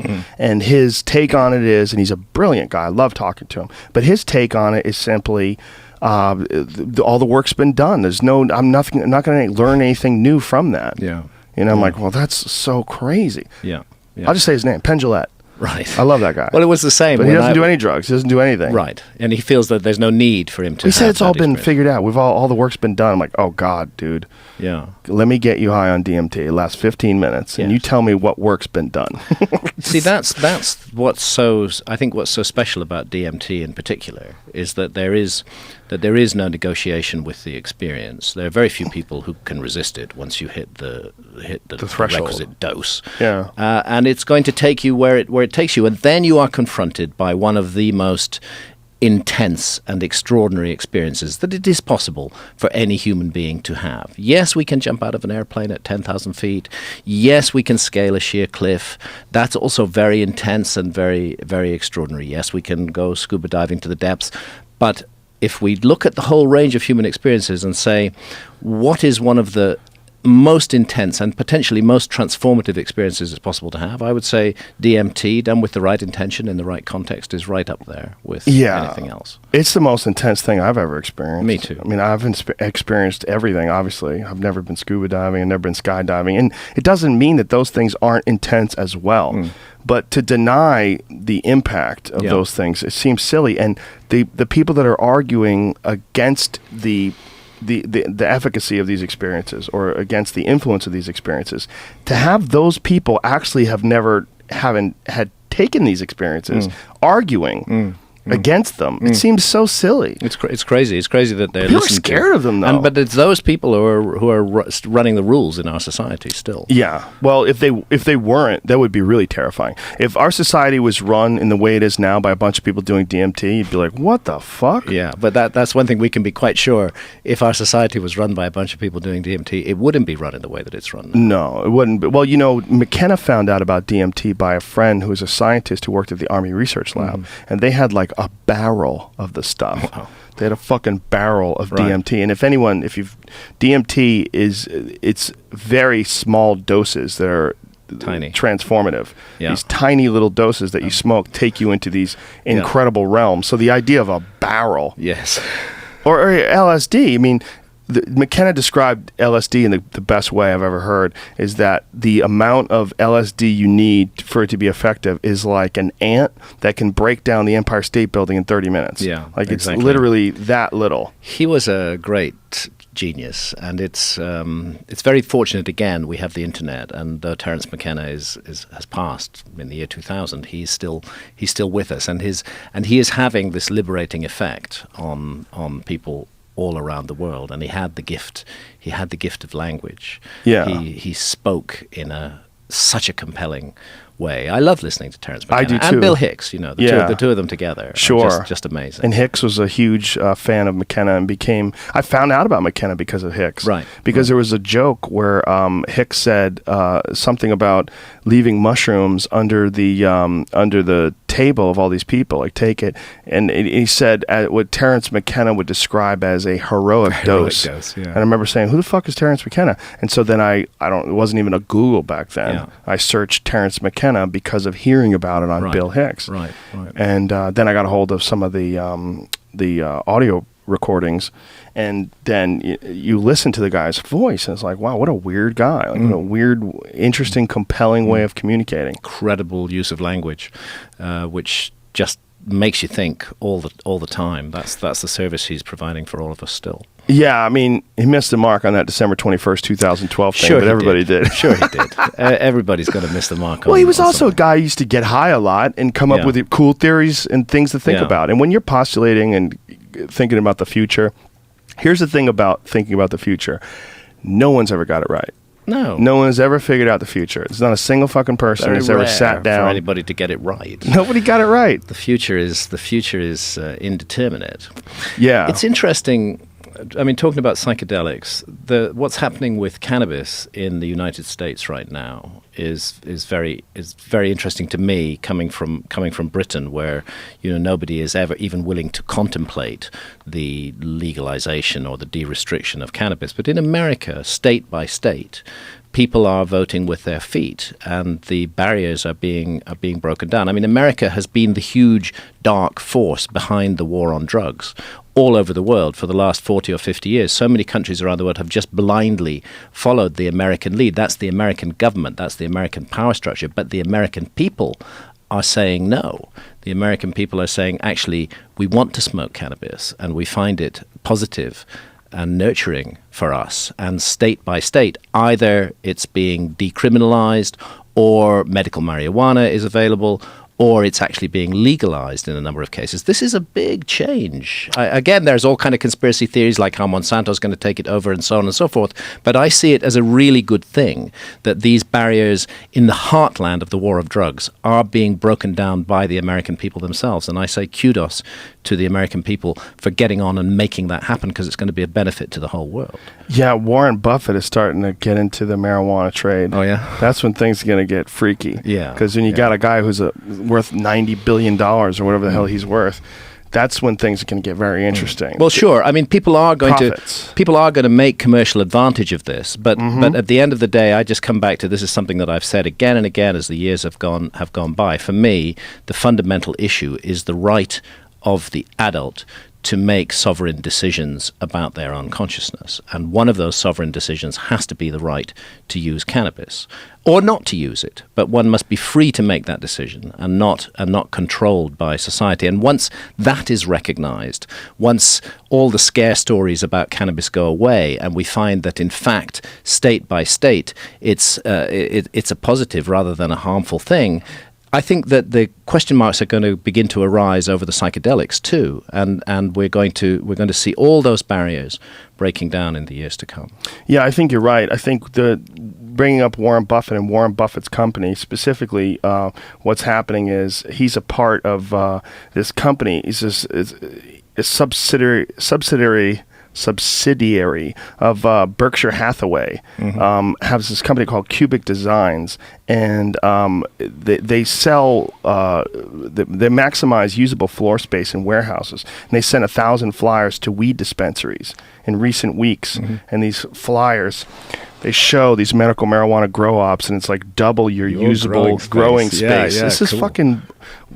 Like, this is intense stuff, because it's just companies that are real estate holders that have, giant amounts of money invested in this, that are saying, you know what, we're going to dip our feet into this growing marijuana industry. Exactly. I have a friend who works at a dispensary in Colorado, and the dispensary is 5 acres indoor. Wow. 5 acres. That's great. 5 acres. Yeah. That's an enormous building. Yes. And it's all pot. Yes. It's just millions of dollars in marijuana. And there's people that are there. This has only been less than a year. I mean, it was made legal last January. And here we are. We're talking right now. It is September of 2014. Right. This is a crazy thing. Yeah. I just did my comedy special in Denver, and I hadn't been to Denver in a while. The place has changed, man. It's like marijuana is a huge part of the culture now. People are moving. There's marijuana tourism. People are moving there for marijuana. They're moving there to be a part of the marijuana business because you can get really fucking rich right now. Because there's a lot of people that are not sure what's going to happen federally, because it's still illegal federally.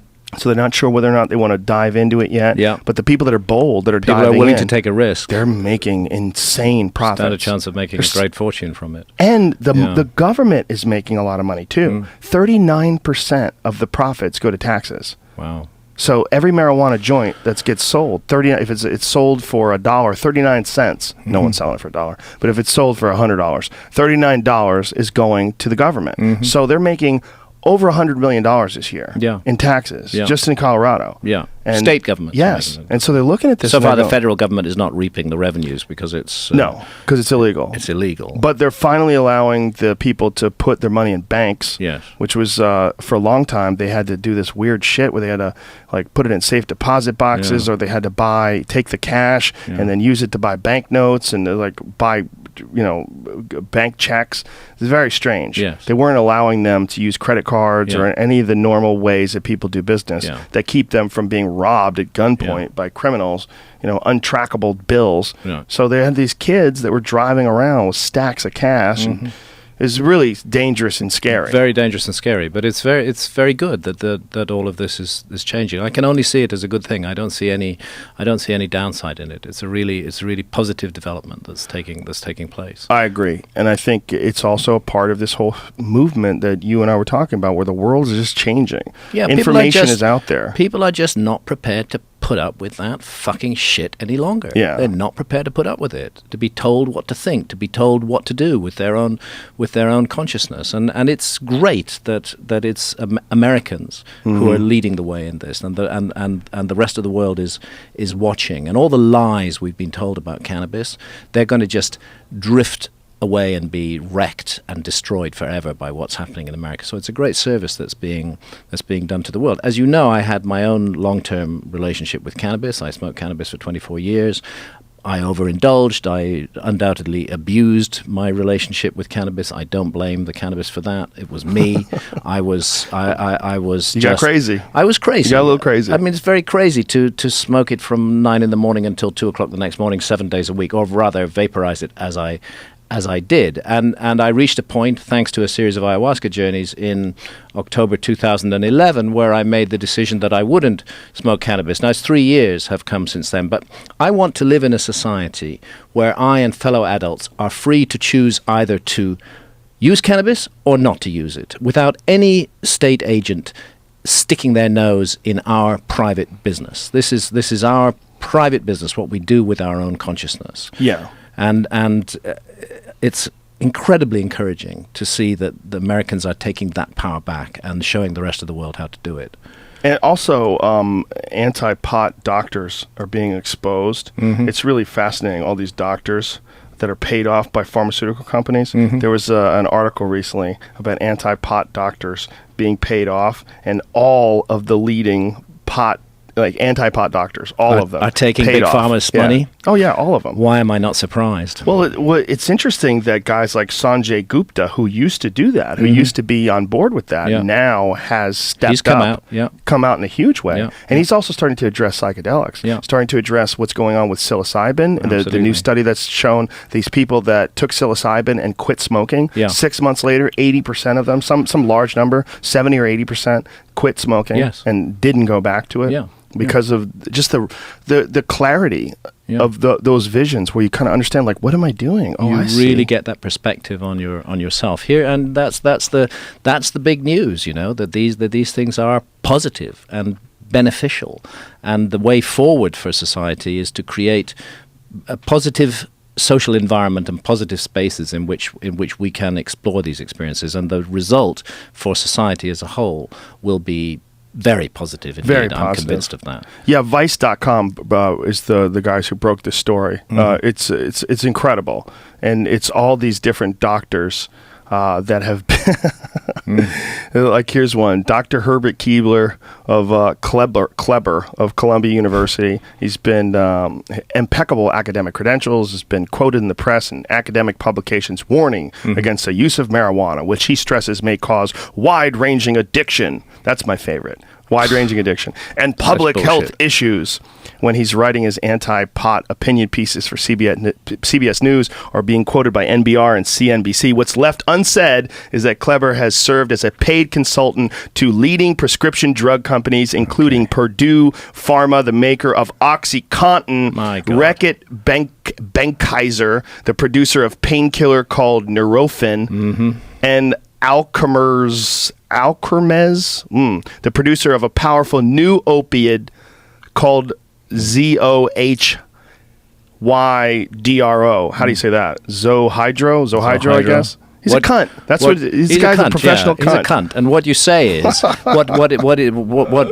what he's been hiding and covering up is that all this stuff he's pushing, that's the real addictive drugs. Well, painkillers cause 16,000 deaths a year. It's a multi-billion-dollar business. Absolutely. It causes 16 deaths a year just in this country. 16,000 deaths a year. 16,000 deaths a year. Stunning. Yeah, 16,000. And doctors are on the take to keep promoting that and to stop us exercising our free choice as adults to manage our pain in other ways, for example, with cannabis. And even if it was just 16 deaths, I agree. 16,000. If it was 16 deaths, that's 16 more than cannabis. Yes. Cannabis is causing 0. Cannabis doesn't kill anybody. That's what's the most ridiculous thing ever. Like, you could die from aspirin. A lot of people die every year from aspirin. A lot of people die every year from salt. They eat too much salt and they die. Absolutely. You drink too much water, you die. We have a painkiller, I think you call it acetaminophen here in Acetaminophen, America. yeah. We call it paracetamol in England. It really fucks your liver. You Oh, know? It's yeah. a really, really dangerous thing. And once it reaches a certain level, there's no recovery from it. And it kills thousands and thousands of people a year. Well, I was reading this thing about bodybuilder, or watching a video rather about bodybuilding, and this guy was being interviewed who used to be this big competitive bodybuilder, and they're talking about all the drugs that you have to take to get so big. But one of the things he was talking about was that what really kills these guys is not the steroids, it's painkillers. Right. They all get hooked on painkillers. Right. Because they're in pain all the time because they're lifting all this crazy Yeah, weight and they're yeah. fucking up their body while they're doing Yeah. it. And they take acetaminophen, all these different Valiums, Yeah. Percocets, and that stuff They get just hooked. destroys their kidneys. Yes. Destroys their liver. The kidneys, yeah. And the withdrawal symptom from stopping taking the painkiller is huge amount of pain. So you then go and take more painkillers. These are highly addictive, highly dangerous drugs. Yeah, and state sanctioned. And Government's looking out totally for you, state kids. sanctioned. Totally state sanctioned.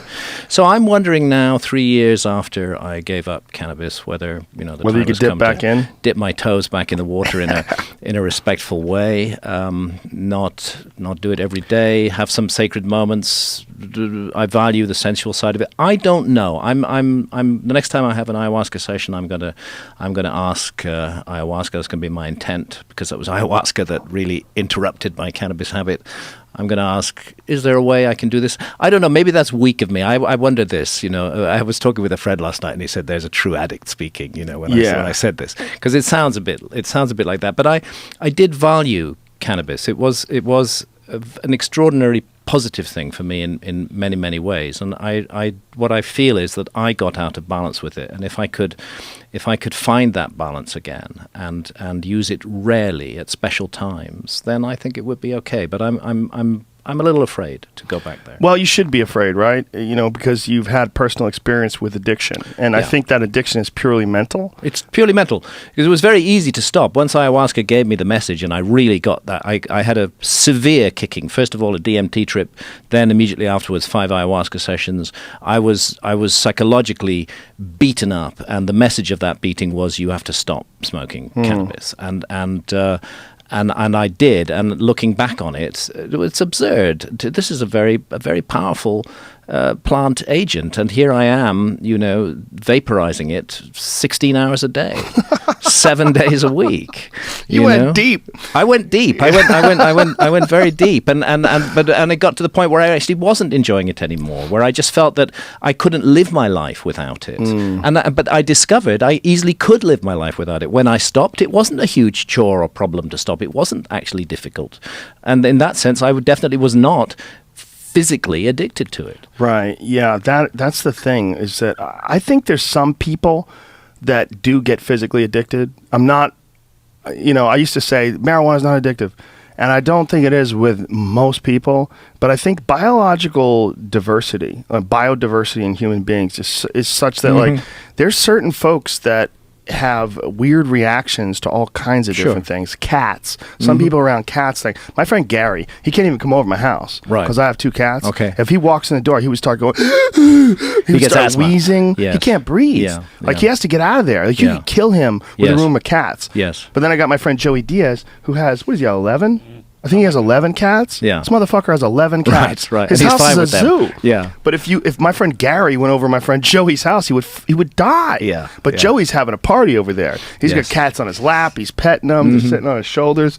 Yeah, so the People message is were- we're all different, Yes. and what works for one person doesn't work for another, and Yeah. that's again why this issue of adult sovereignty, of us having the right to make our choices about our own bodies, is fundamental. And actually, with the psychedelics and the cannabis issue, that's just the tip of the iceberg of the whole issue of health and personal health, and how our society is working to take away our choices over our personal health and to turn us into robots who consume the products that are pumped at us by the big pharmaceutical companies, or who inventing every year this unholy alliance with psychiatrists, inventing every year new mental conditions for which new pills will be dosed out. Yeah, in England, you guys don't have those commercials either.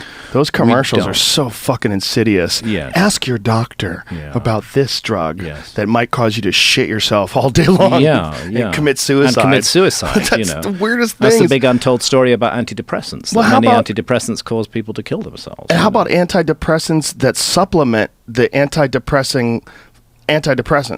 Like Yes. there's a certain antidepressant, I forget what it was called, that had insane side effects Right. that they were promoting as a supplement to your regular antidepressant. Yeah. If your regular antidepressant isn't doing it, Then take mix this. it up with this one. But this one could cause fucking kidney failure. Yeah. Your dick might fly across the room like a mockingbird. I mean, anything could happen to you. Yeah. But you might not be depressed, or you Right. might. I mean, fuck Yeah. it. Just take our pills. These are the Ask your world's doctor. biggest drug dealers. Yeah. These are the true mafia of drugs. Well, it's also the idea of commercials. Commercials are influential, and the influence of commercials is very insidious, because there's one thing if a commercial is influencing you to buy a particular vacuum cleaner. Yeah. That doesn't bother me, man. This is the best. Hey, look, if you're too much of a knucklehead to go on Consumer Reports or to read reviews online by Sure. independent people Sure. that tell you this vacuum cleaner is great, this vacuum cleaner sucks. If you're too much of a knucklehead to do that, I don't feel bad for you. Exactly. But when it comes to consciousness, when it comes to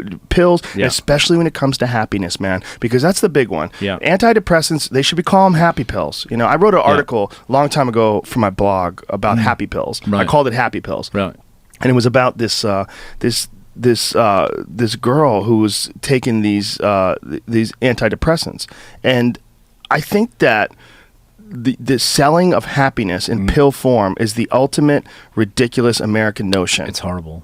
It's horrible.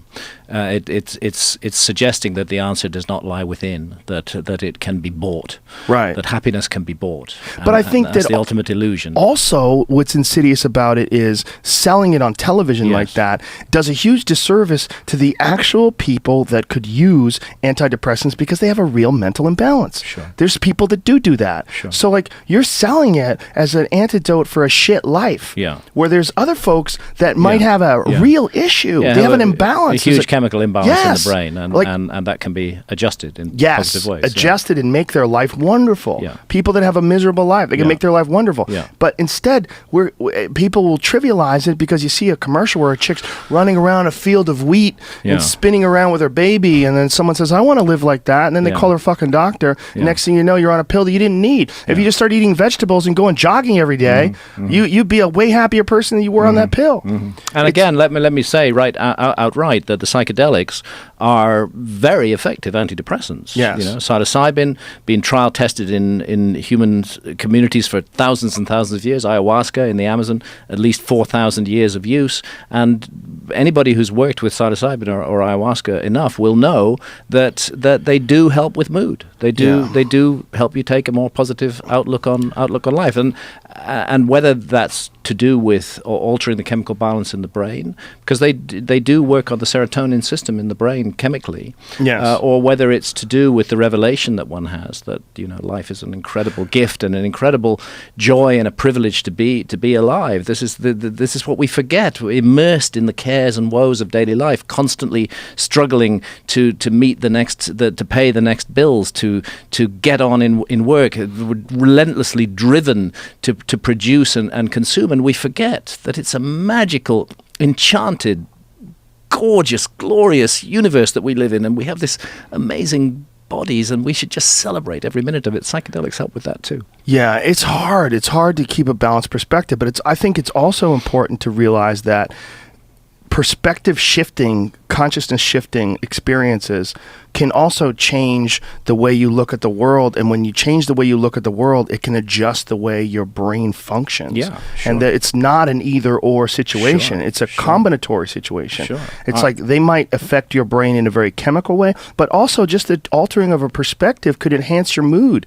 And it could enhance the Yeah. way your body and brain function. Yeah, because the mind is what we are. We Yeah. are our minds. The mind is the most powerful thing, and Yeah. that's where all healing, I believe, resides. It resides in the mind. If you can kick in the body's ability to heal itself through right mental attitude, Yeah. no medicine will do that for you. And Well, that's there's- why placebos actually work. Yeah. That's why they work better than the prescription drugs that they're being tested Well, most of the against. time they don't work better than the prescription drugs, They- but occasionally they do they work. do, yeah. Just the fact that they work at all. Yeah. The placebo effect is not nearly as effective as medicine. Right. In most cases. Yeah. But just the fact that it does work at all, that there's a way that you can tell your body to make itself better. Mm-hmm. And the way is by tricking it to thinking it's taking medicine. Look, you're going to be better. I'm going to be better. The alleviation of stress and anticipation of this horrible, demise that this impending doom that you Yeah. can't escape with a sugar pill.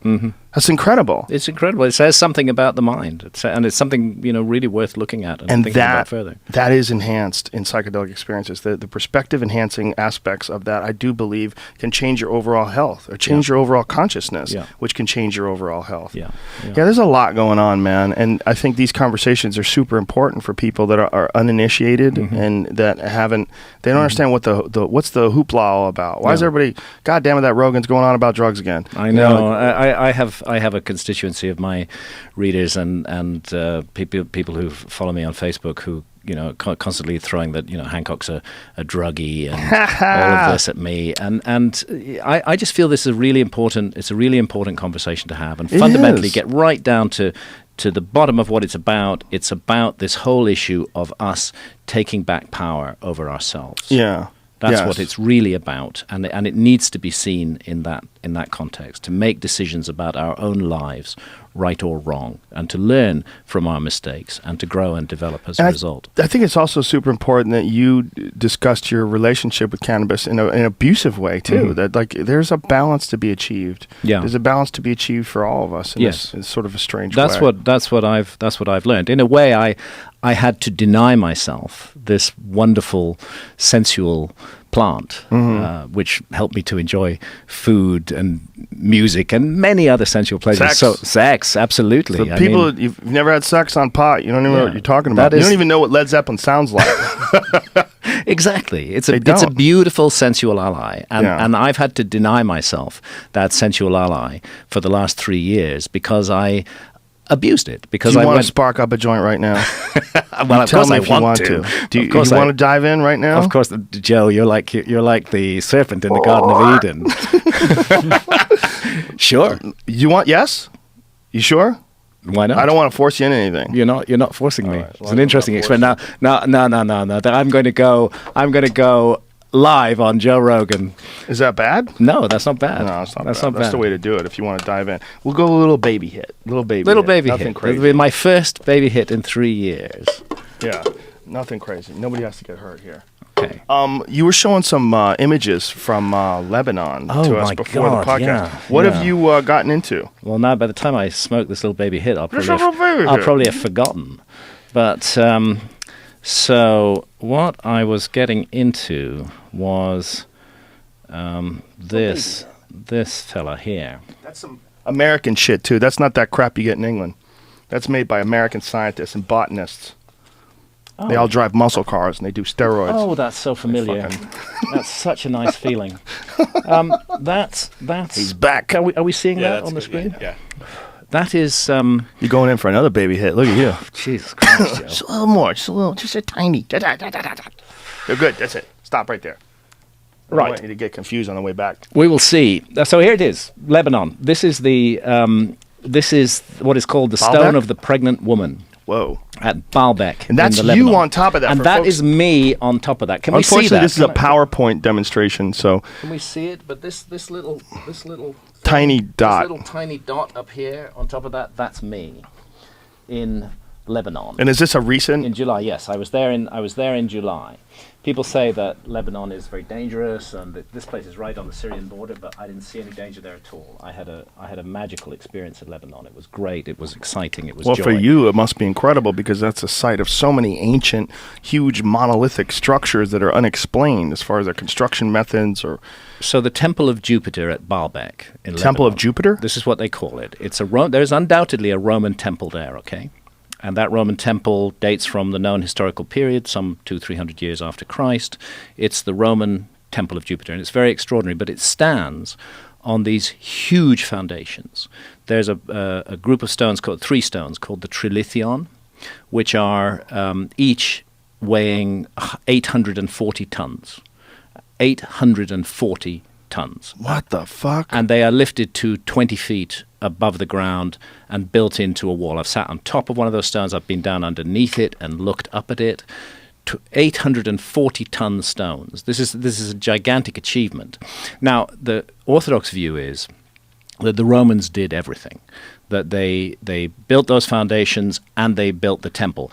I think, and many researchers who've studied them in this field agree with me on this, that actually the Romans found a much more ancient site, which was just extraordinarily megalithic, gigantic stones, and they built their temple on top of it. And later historians have simply given the whole thing to the Romans without considering what was going on there. And part of the reason I think that is because of these stones that are still in the quarry, which I was trying to. I don't know if it showed up on the screen. I got it. You got it. I'm trying to show. I'm trying to show it just now. These stones stood in the quarry. Okay. Now, so what the historians say is that the Romans. Okay, they found they could move the 840-ton stones. That's 1,680,000 pounds. For people who don't like the word ton. You got your calculator going there? Yeah, I had to because it didn't make sense. I was trying to double it, but it's not double. Like, it's 2 pounds. Like, it's 2,000 pounds. It's a for every fearsome ton, number, whatever right? it is. It's That's just what it is. A fearsome number. It's extraordinary. 2,000 pounds for every ton. So I was going 2,000 for each. What? 840 times 2,000? Yeah. Is that real? And then that's what it is. That's what it is. 1 million. So here's the thing. Those are the 840-ton blocks in the walls, in the foundation of the temple. Then we go to the quarry and we find this humongous thing, which weighs over 1,000 tons. And there's another one on the other side of the road which weighs 1,200 tons. 1,200 tons. 2,400,000 pounds. Yeah. So what the fuck? So here's the theory, okay? The Romans found they could move the 840-ton blocks, and they did. This is the Orthodox theory, and then they built their temple on top of it. But they found they couldn't move these 1,000 or 1,200 plus ton blocks, and by the way, this one is completely separated from the bedrock out of which it's been cut. They couldn't move them, so they left them in the quarry.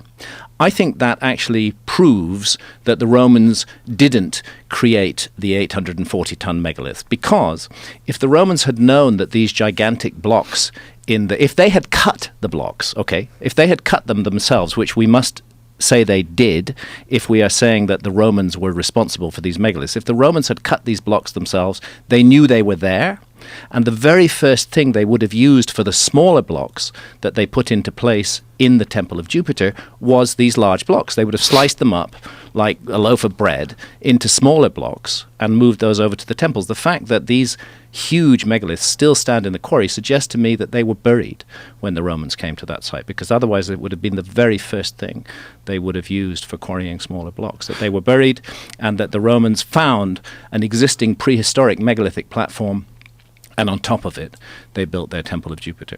That's a fascinating theory.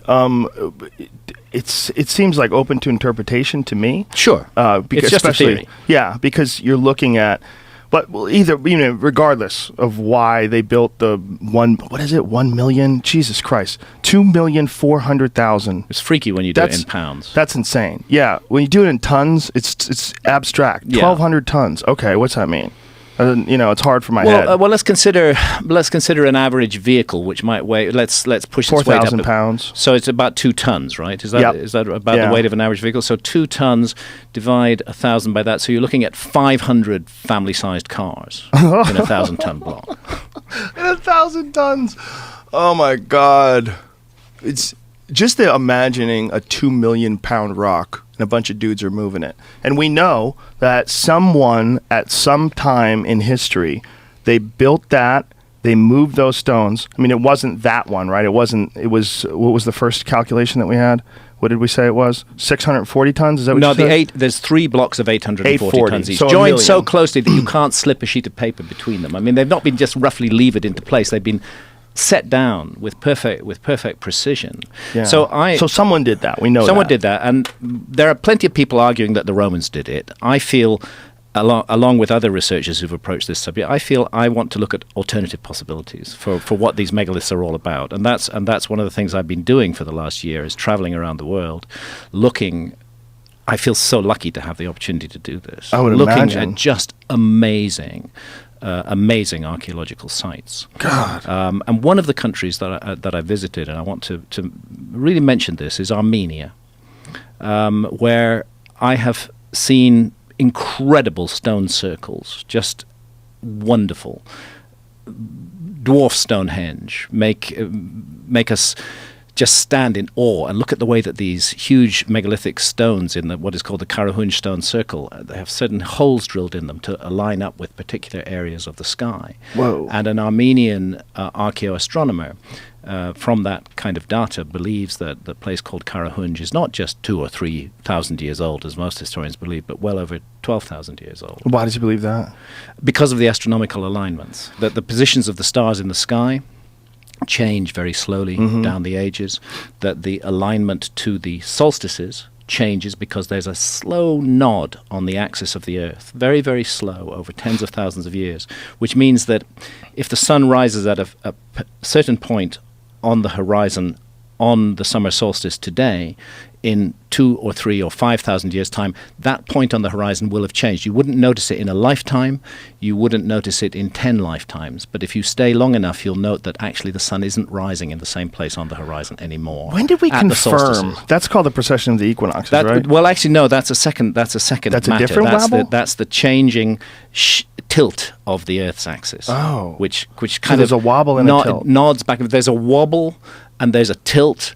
And then there's actually a tilt within the tilt. No way. Yeah, this is the view. But the effect is, because the Earth is the viewing platform from which we observe the stars and from which we observe the other celestial bodies, such as the moon and the sun, the Earth is our viewing platform. If you change the orientation in space of that viewing platform, then the rising points of stars, the moon, the sun change, and the positions of the stars in the sky change. Wow. And it becomes a kind of language. Once you understand this, that it is universally available to us. The calculations can be done. We can do it. Anybody can buy computer software today which will show you the ancient skies over any point on the Earth's surface at any time in the last 30,000 years. That's amazing. Yeah, these are, and what's involved in those computer simulations is simply calculations that had been done in previous centuries by astronomers, and we understand these processes. We can measure them and set them up. But there you have a regularity, a changing patterns in the sky. If you tie that into architecture on the ground, then actually you have a way free of all language of dating, of actually speaking. You can use this universal language of the stars and architecture to make a statement to the future. You can say that this particular time was very important to me, to our culture. It mattered to us. It mattered to us so much that we've created this huge monument to freeze the skies over a particular point. Wonder why those particular constellations, if at all, were important to them. That's where things get really strange. And if I wanted to play devil's advocate, I would say, well, these holes, they're pointing up towards the sky. There's a lot of fucking stars up there. Sure there like, are, how yeah. do we know? Yeah. Like, just because they line up with this The from much- 12,000 years ago, it doesn't mean Yes, they weren't looking it's at some other it's shit. It's very complicated. So Right. what you want is multiple locks. I mean, take the pyramids of Giza. Right. And here I cite the work of my close friend and colleague, Robert Boval, in particular in his book, The Orion Mystery.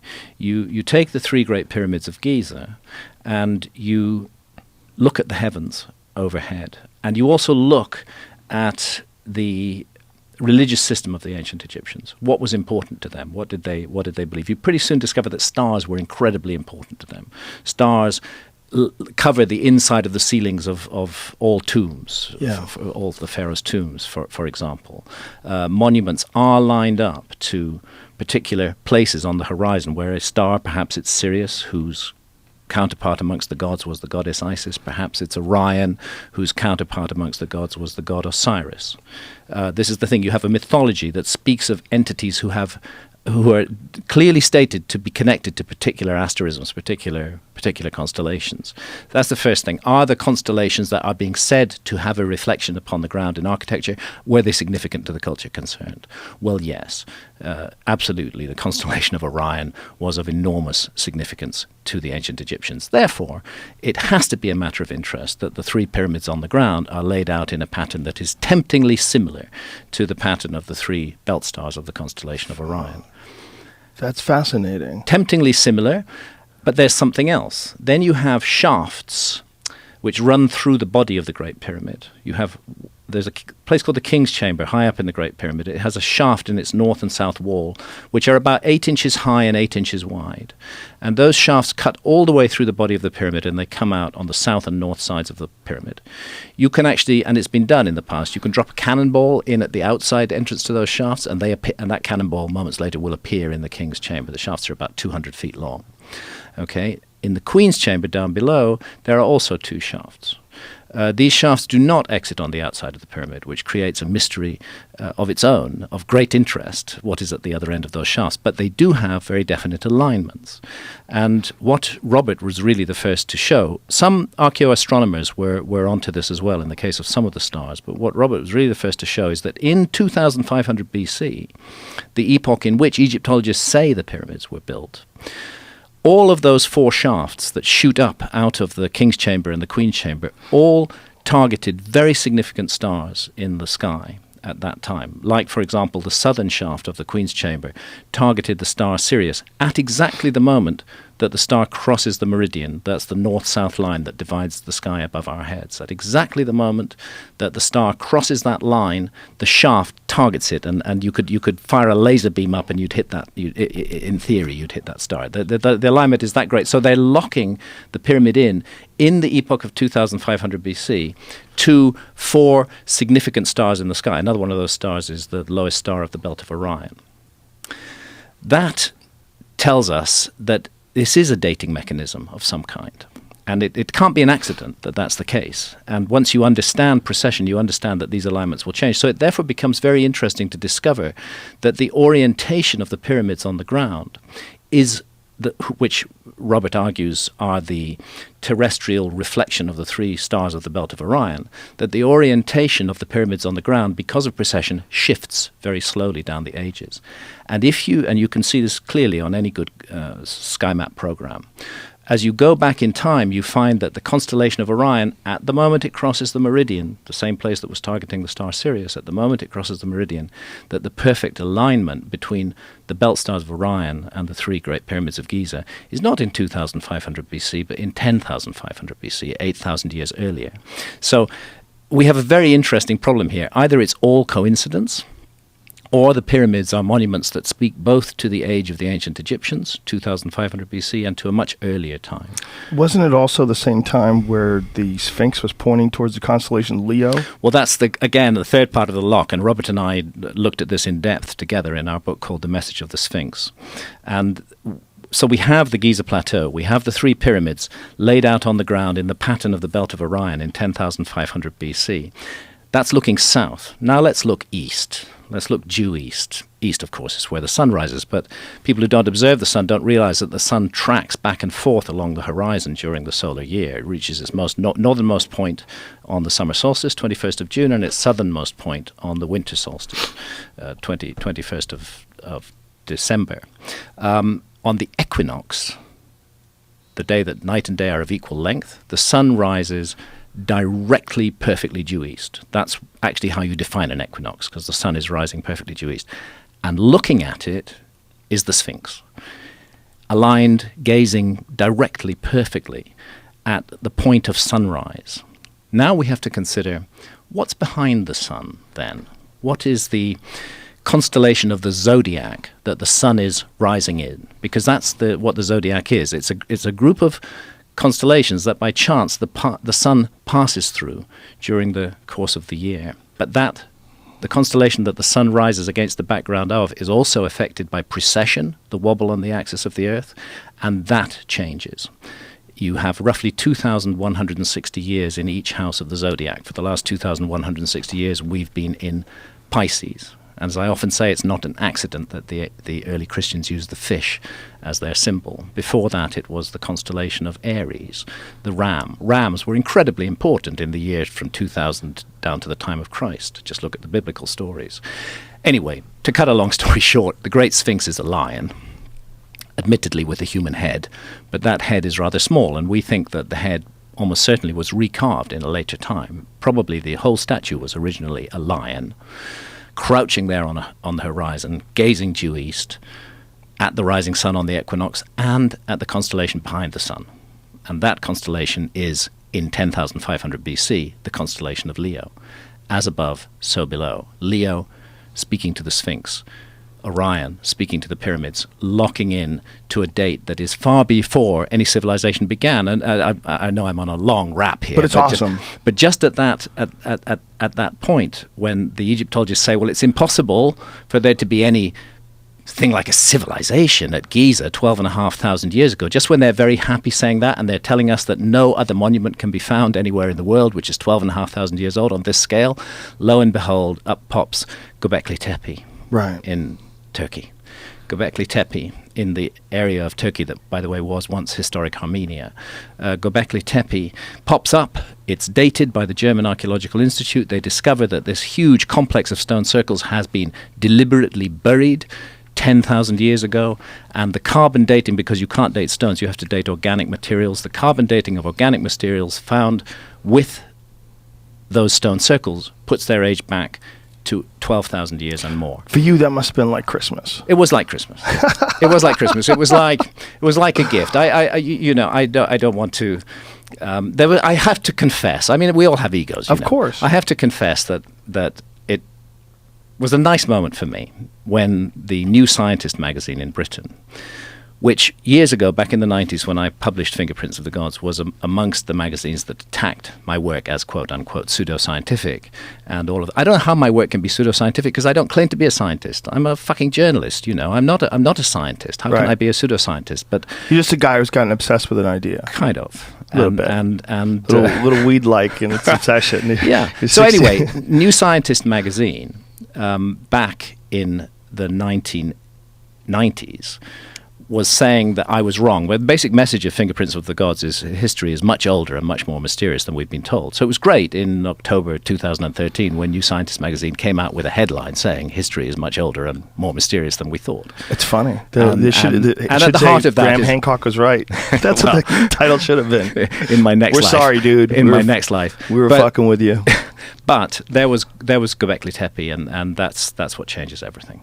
Yeah, that really does. And by the way, I'll just say, right? I guess we may be running out of time, but I'll just say, are we good? Yeah. I just say also Indonesia, which is the other place that my wife Santha and I have done a lot of research in the last 6 or 7 months, has been found what was thought to be a 2,500-year-old site on top of a hill.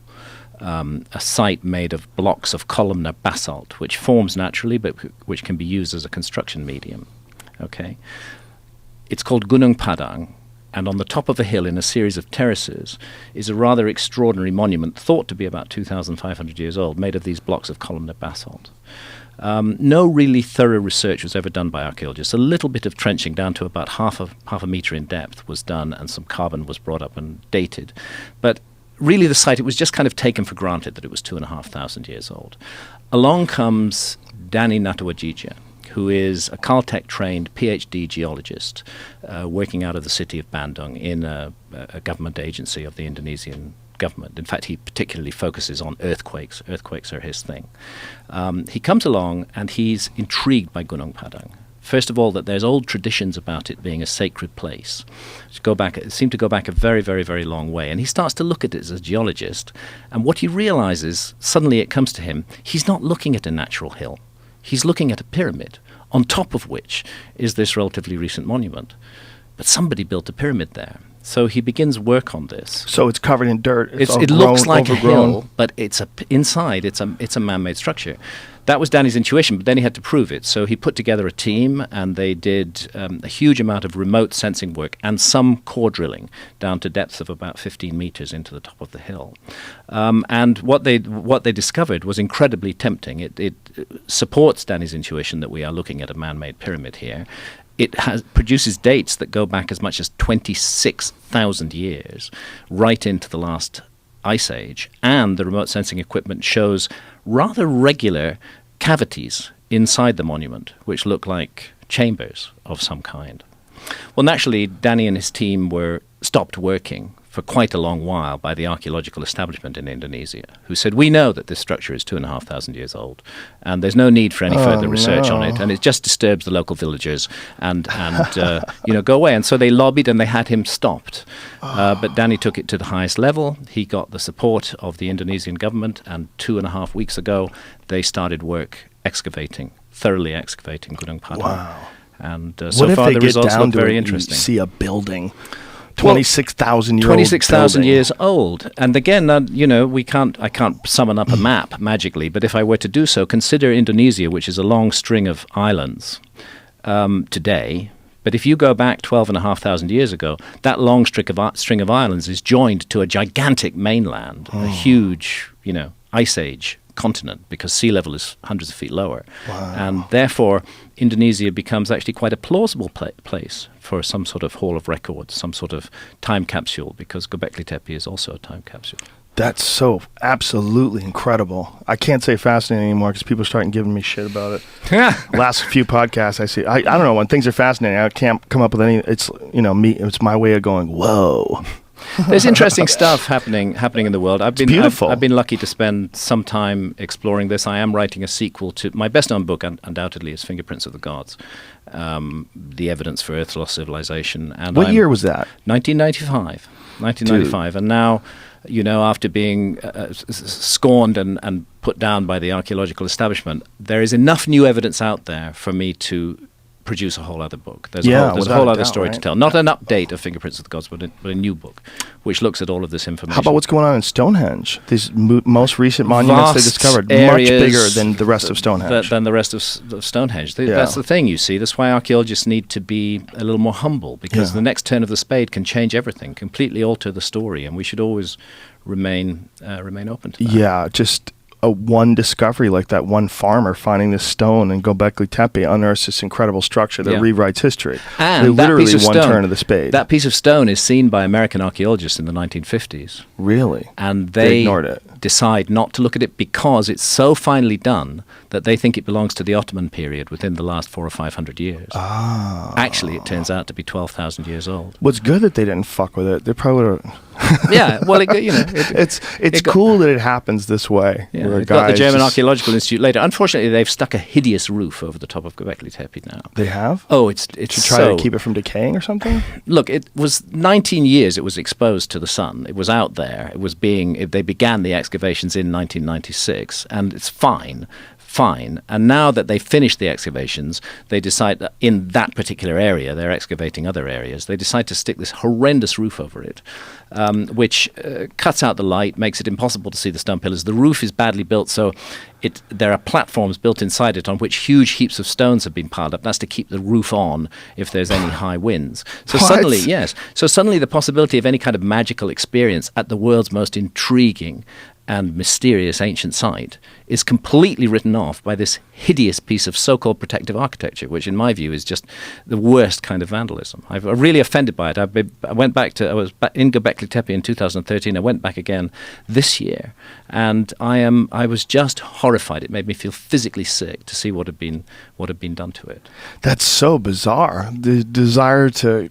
Is it to sell tickets so people have to pay to get in there? Do they pay? I think it's a kind of in this case I think it's a kind of possession. This is ours.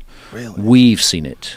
We the experts, we the authorities. Wow. Nobody that's else so will weird. really get to form an opinion about it because we're going to damage its appearance so much in protecting it that it'll lose its essential mystery. Well, it just seems bizarre that they're trying to protect stone. That doesn't make any sense. It's like, imagine if someone decided to put a giant canopy over the Sphinx. You'd be like, what are you talking about? It's been here forever, dummy. You see, and this is being done at archaeological sites around the world. It's been done at Menaidra and Hagarim in Malta, which have profound astronomical alignments. You stick a fucking great dome over the top of it, you know. It's being done at Rosslyn Chapel in Edinburgh. We ruin everything. We ruin everything. And the worst vandals are often the authorities, those who are in control. Well, that Zawi Hawass guy is in the pokey now, right? No, he's not. Didn't they arrest him? He did, but all the charges were dropped. Oh, he came up with some shekels. Yeah. Situation. He's a big front man for Egypt. Is he still running everything over there? No, he's not running everything, but he's got an official position in relation to the promotion of tourism. And it's so bizarre when you see those guys so vehemently opposed to new information, which is essentially what the ideas being proposed are. There's new information. Yeah. There's certain pieces of new information that in my mind are just undeniable. The Robert Schoch stuff. Sure. I mean, I'm trying By to... the way, my first trip to Göbekli Tepe, Robert Schoch and I traveled together. You guys made a video, right? There was some filming, yeah. But we were at Göbekli Tepe in December. Sorry, not Göbekli Tepe, at Gunung Padang in Indonesia. Schoch and I were there in December 2013, and then I went back again with... What was his impression of it? His impression was very much that this is an intriguing site. He looked at the remote... You see, as a geologist, he can understand what remote scanning paperwork looks like, and he looked at what Danny's team had produced and said, this is absolutely fascinating. It really deserves further research, and that's now what it's getting, fortunately. Well, it's just amazing when they uncover these things. Like, I love the ones they find in Mexico when they're like building something, and then they stumble upon some ancient Aztec temple. Not many people who go to Chichen Itza and see the temple of Kukulkan there, the pyramid of Kukulkan, which is the famous monument of Chichen Itza. Not many people realize that there's another pyramid inside it, which is inside it. There's a little door at the bottom of the northern stairway, and I don't think it can be done now. The place has been so tightly controlled. I don't think people are even allowed to climb the pyramid of Kukulkan. When did they stop that? I believe that stopped in the last 2 or 3 years. I was there. No, it may be a little longer. The last time I was there was in 2010, and then it was stopped. Well, they said that they were seeing erosion by people's feet. I don't know. There may be all kind of arguments, but the fact is, it was possible to climb it. Yeah, I did it back in the 90s. Anyway, inside it is a whole second pyramid. The pyramid that we see has been built on top of an earlier one, and there's a passageway that leads up to the top of it, and there's an altar, and there's a figure of a puma or a jaguar inside. It's a very spooky place. Wow. Yeah, that whole complex is so incredible. Yeah. It's so amazing to think that, I know you scuba dive. Have you ever done those tunnels that they found? In the cenotes? Yeah. No, I haven't. Those are terrifying. Yes. These people scuba dive and they go, there's these Mayan tunnels that they had found that are underwater. Yeah. So you have to, but the people that are treasure hunters have gone into these things and found these incredible artifacts. Yes. But you got to be willing to swim underwater with scuba gear in a dark tunnel for a long time. Yes. Like they're long, like you can get a mile in. Yes. That takes tremendous courage. Also takes very special equipment. You're having to carry a lot more air with you, and it would be a very complex mixture of gases. And sometimes they have narrow passages you have to squeeze through. One of the most cave diving is one of the most dangerous things. Fuck that, man. Because I'll tell you why. Because the entrance passage can be long and winding. There can be several alternative routes through it. And it's often heavily laden with silt, with sediment. Mm-hmm. If the diver is not very experienced, or if the diver panics and starts thrashing around, that silt gets thrown up into the water and completely fills the water so that you can't see your hand in front of your face. And suddenly you're a mile in, 100 feet deep and blind. Oh, fuck. That was one of the most legitimate freakouts I've ever had on a podcast. Right there. You saying that? Yes. Me thinking that was just a tremendous freakout. Yeah. Just the idea of knowing that you're going to run out of air before it settles too. Yes. Oh, yes. You're done for. Unless you can find your way, unless by some miracle you can find your way through that fog, where the very first thing, if you're going to do that you have to do is you have to calm your mind. You're freaking me out, man. Yeah. Yeah. Woo! Well, let's talk about my novels then. Well, listen, those people are just brave as fuck. It's just amazing that people are willing to do that. Yeah. It's guts. It's courage. It's courage. My God. Courage of the warrior, in a way. So, how many novels have you written now? So I've written 3. Is this the third? Well, I've written Entangled, which is a whole other story. Right. And then I've written Volume 1 and Volume 2 of War God. The first volume was War God Knights of the Witch. It was published in 2013. There was a big support and take-up from your audience, which I'm beautiful. Extremely grateful for. I heard a lot of positive reviews, too. People enjoyed it. Thank you. And I made an offer at that time on your show where I said that if people wrote to me at a particular address, which is wargoddedications@gmail.com, and sent me their own address and showed me that they'd pre-ordered the book, I would send them a signed, dedicated bookplate. In other words, I would sign a label, I would dedicate it to them, I would send it to them. Little did I know that nearly 5,000 people would ask for those signed, dedicated bookplates. It became a massive labor of love for both Holy myself shit. and my wife, Santha. She's doing the enveloping, I'm dealing with the correspondence, signing the book plates. We're going to the post office. We're spending thousands of pounds on postage, but it was great. It was a fantastic thing, and it helped the book to get noticed because there was great skepticism about buying a second volume from my publishers unless the first volume worked, and the first volume worked enough for me to be commissioned to write volume 2 of War God, which is called War God: Return of the Plumed Serpent, and that is published on the 9th of October, and I'm making the same special offer, very limited, to your read, but it's going to be a bit different. First off, if you go to my website, go to www.grahamhancock.com and go to the War God page. It's very easy to get there. Scroll down at the bottom of the page that shows the covers of all the editions, and you will find a statement there, and that is that if people write to me, if people pre-order, first of all, they have to pre-order, either order volume 1 or pre-order volume 2. Amazon don't take your money until they actually send the book, and I've got the links to Amazon.com there. I will, when I've finished my travels, and I'm going to be on the road until the 27th of October, but during November, I will send out those book plates again. But what I can't do this time is I can't get into personal correspondence with people. It was very interesting. It was very touching and heartwarming thing that so many people wrote to me, and so many of them, I wanted to speak back to them. It's very cold, to receive a letter and not to reply. Right. So I did, but the problem this year is that I've got to write the sequel to Fingerprints of the Gods, and I'd really need to start that during November because my research travels will be over at that point. I've got to write that, and I can't spend 2 months or 3 months corresponding in detail. So my offer is, write to me, show me that you've bought the book or pre-ordered volume 2, and above all, please give me your postal address, because you can't imagine how many times people write to me asking for the book plates and don't give me their postal address. Please give me your postal address, and when I get back from my travels, I will sign the book plates. I will send you a signed book plate, which is simply a label that you can stick inside your copy of the book, and that, if that results in a bit more uptake for War God 2, it'll be good for me, because it's very difficult to start a sort of new career as a novelist at the age of 64. But you seem to be really enjoying it. I love it. I love writing novels, and I love getting, this is why I was talking about warriors earlier, I love getting into the spirit of the warrior. I don't know why. It's fascinating. It's just absolutely fascinating. What would drive a man like Cortez to take 490 men and face them against the might of the Aztec Empire? Hundreds of thousands of men under arms who will kill you in the most awful way if they catch you. What kind of will does it take to do that? And it's been interesting for me to get inside the heads of these people, and also to consider, because I'm interested in them, supernatural elements. Were they being misled by demonic forces in some way? That's something that I examine there. So I love doing it, but I'm known as a non-fiction author, and that's mainly what I do. People buy non-fiction because they're interested in the subject very often. People buy a novelist because they trust that novelist and know that his next book will be good. I need to build up that readership. What is your fascination with demons? What's your fascination with supernatural influences and the concept of demons? For a long time, I didn't believe in any spiritual element to life.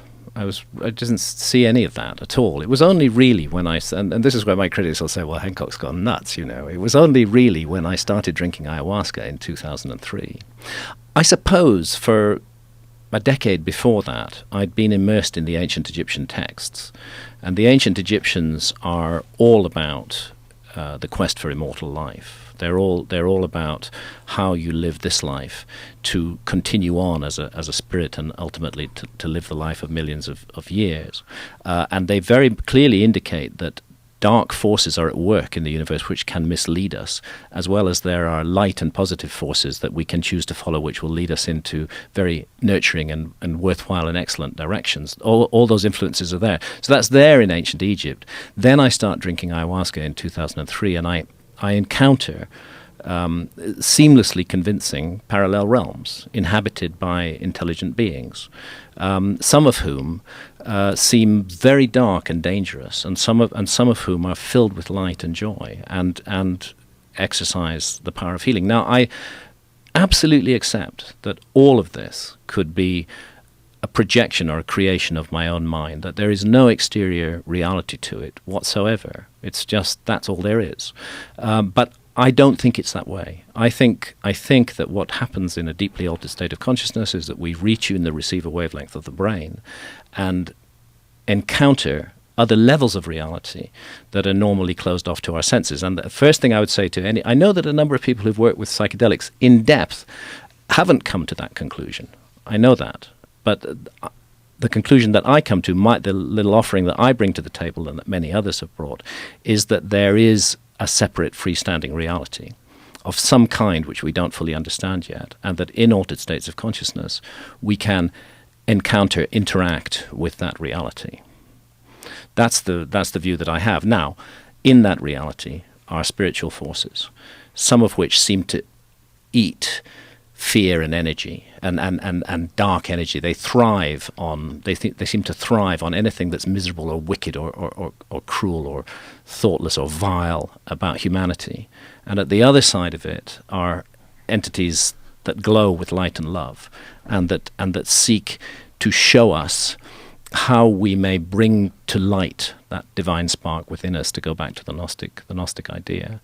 Those you encounter in a very direct way in the ayahuasca journey, because unlike, you do encounter them in the DMT journey too, they're not quite the same, but unlike DMT, ayahuasca allows time for really processing and thinking through what you're experiencing. It's unfolding over 4 hours, not 4 or 5 minutes, and that is a huge effect, and it had a huge effect on me. And I'm not adamant about this. I accept I could be fantasizing it all. It's interesting that other people encounter pretty much the same beings and the same sort of drive to do something better than they've done before. Right. It's interesting that there's that transpersonal side of it. I choose to believe that there are freestanding parallel dimensions and that we are encountering them in altered states of consciousness, and that therefore there's interesting scientific work to be done, because in theory we could actually begin the targeted exploration of those dimensions by using volunteers and psychedelics. I choose to believe that that's what's going on. I could be completely wrong. It could just be the majesty of the human mind and we just invent all these worlds. That's what I was going to ask you. What's the most compelling argument against it? Like, what's the most compelling argument from like a neurological standpoint? Like, has anybody ever explained to you like what's going on? There isn't a compelling argument. They don't know? There isn't a compelling argument. There's a reference frame. And the reference frame, and this is again where I got myself into so much trouble with TED, the reference frame is the reference frame of materialist science. And that reference frame says that all consciousness is a kind of accidental epiphenomenon of brain activity. There's actually no reality to consciousness. That is not something that's been proven scientifically and experimentally. It is just the way that a large and influential group of scientists see the world, that everything can be reduced to material causes. So the changes in brain activity that accompany visions, you can measure, you can observe those changes on an MRI scanner. Those changes in brain activity are the experience you're having, according to this reference frame. Your experience can just be reduced to that and there's nothing else to it. But that's not a fact. That is a philosophical view about how reality works. We don't know for sure. It could easily be the other way around, that the brain activity is simply necessary in order for us to see something that was always there, but that was normally closed off to our senses. So the compelling argument as far as like what's happening when you're having these extreme visual experiences, what is the argument? Has anybody ever tried to explain it? Is it just supposed to be some chemical reaction with your cerebral cortex? Well, that is the materialist reductionist view. Right. That it's just that and nothing more. But there's a whole other view on it. Rick Strassman at the University of New Mexico, you're very familiar with his work because you presented the spirit molecule. Yes. Rick Strassman does entertain the possibility that what is going on is not merely in and of our brains, but does represent stable, freestanding dimensions of reality. We have no facts in this, but we have an incredibly intriguing area to inquire into. And it's also one of those things where I feel like when you've experienced it yourself, you get a really better frame of reference as to why is this compelling at all. Because it sounds preposterous to someone who has no experience. I know. It really does. It's because... And I'm going to have loads of people saying Hancock's a druggie. Of course. Yeah. Too late. But there's that thing that people, when you want to define certain aspects of whatever the psychedelic experience is, where they seem to be almost impossible to define for people who have actually experienced it. Yes. The real problem is when someone who hasn't experienced it tries to define it. And it's like, man, you can come up with a bunch of really compelling arguments from like a medical standpoint as to like what's the effect on the cerebral cortex, what's the effect on the visual aspects of your interpretation of this thing is because of this chemical interacting with that. That's all fascinating, amazing stuff. But the experience, it's bad science. It's bad science to present it as fact when it isn't. I many times given this very simple analogy of the telescope, which I think explains the logical problem in the materialist view. If you want to look at a distant star with your telescope, you're going to point it at the right area of the sky, first of all, and then you're going to focus it. And as you focus it, physical changes will take place in the relationship between the lenses inside the barrel of the telescope. Yeah? Right. Okay. Eventually the star will come into view and you can see it clearly. You'd be completely wrong to say that the star is the physical changes inside the barrel of the telescope. Those physical changes have simply allowed you to see the star. Whoa, and that just blew my fucking mind. And that's the same idea with DMT, that it's changing brain function to allow you to see something that you couldn't. It's refocusing the brain, in other words. Wow, that's very possible. Yeah. That's Can't prove possible. it, but it's an interesting inquiry. I'd never thought about it that way, I don't think. Not entirely. And interesting experiments could be done to test that with human volunteers. You could begin to investigate. If there is a freestanding reality, then we ought to be able to get certain information out of it. There should be possibilities.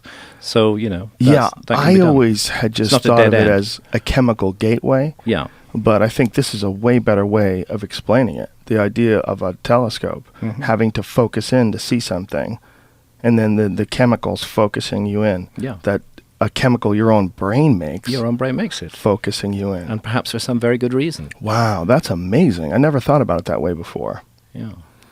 But whatever it is, it's pretty fucking profound. And for someone to comment on it that hasn't taken it seems kind of silly, especially because it's only 15 minutes. Yeah, it's disrespectful to speak of it. It's fine to speak of it, but it's disrespectful to put it down without having had the guts actually to have the experience yourself. Don't you think it's becoming more and more accepted though? Because I think for a long time academics resisted taking it, or if they did take it, talking about it because they didn't want to be labeled. Because there's a lot of people that will label you if you talk about psychedelic drugs. Until very recently, it's been considered a career-ruining move, for any academic to speak positively of psychedelics. Right? Even though they all knew the news, they all knew the positive side of this. But this is, again, gradually changing. And again, I think the American role, the role of the American people in changing the legal status of cannabis state by state is also going to feed into this and allow us to have a more rational dialogue regarding psychedelics, which can be, of course, I'm not saying to people, go out and take psychedelics. What I'm saying is that these are very powerful agents and that they can be extremely healing used in the right way.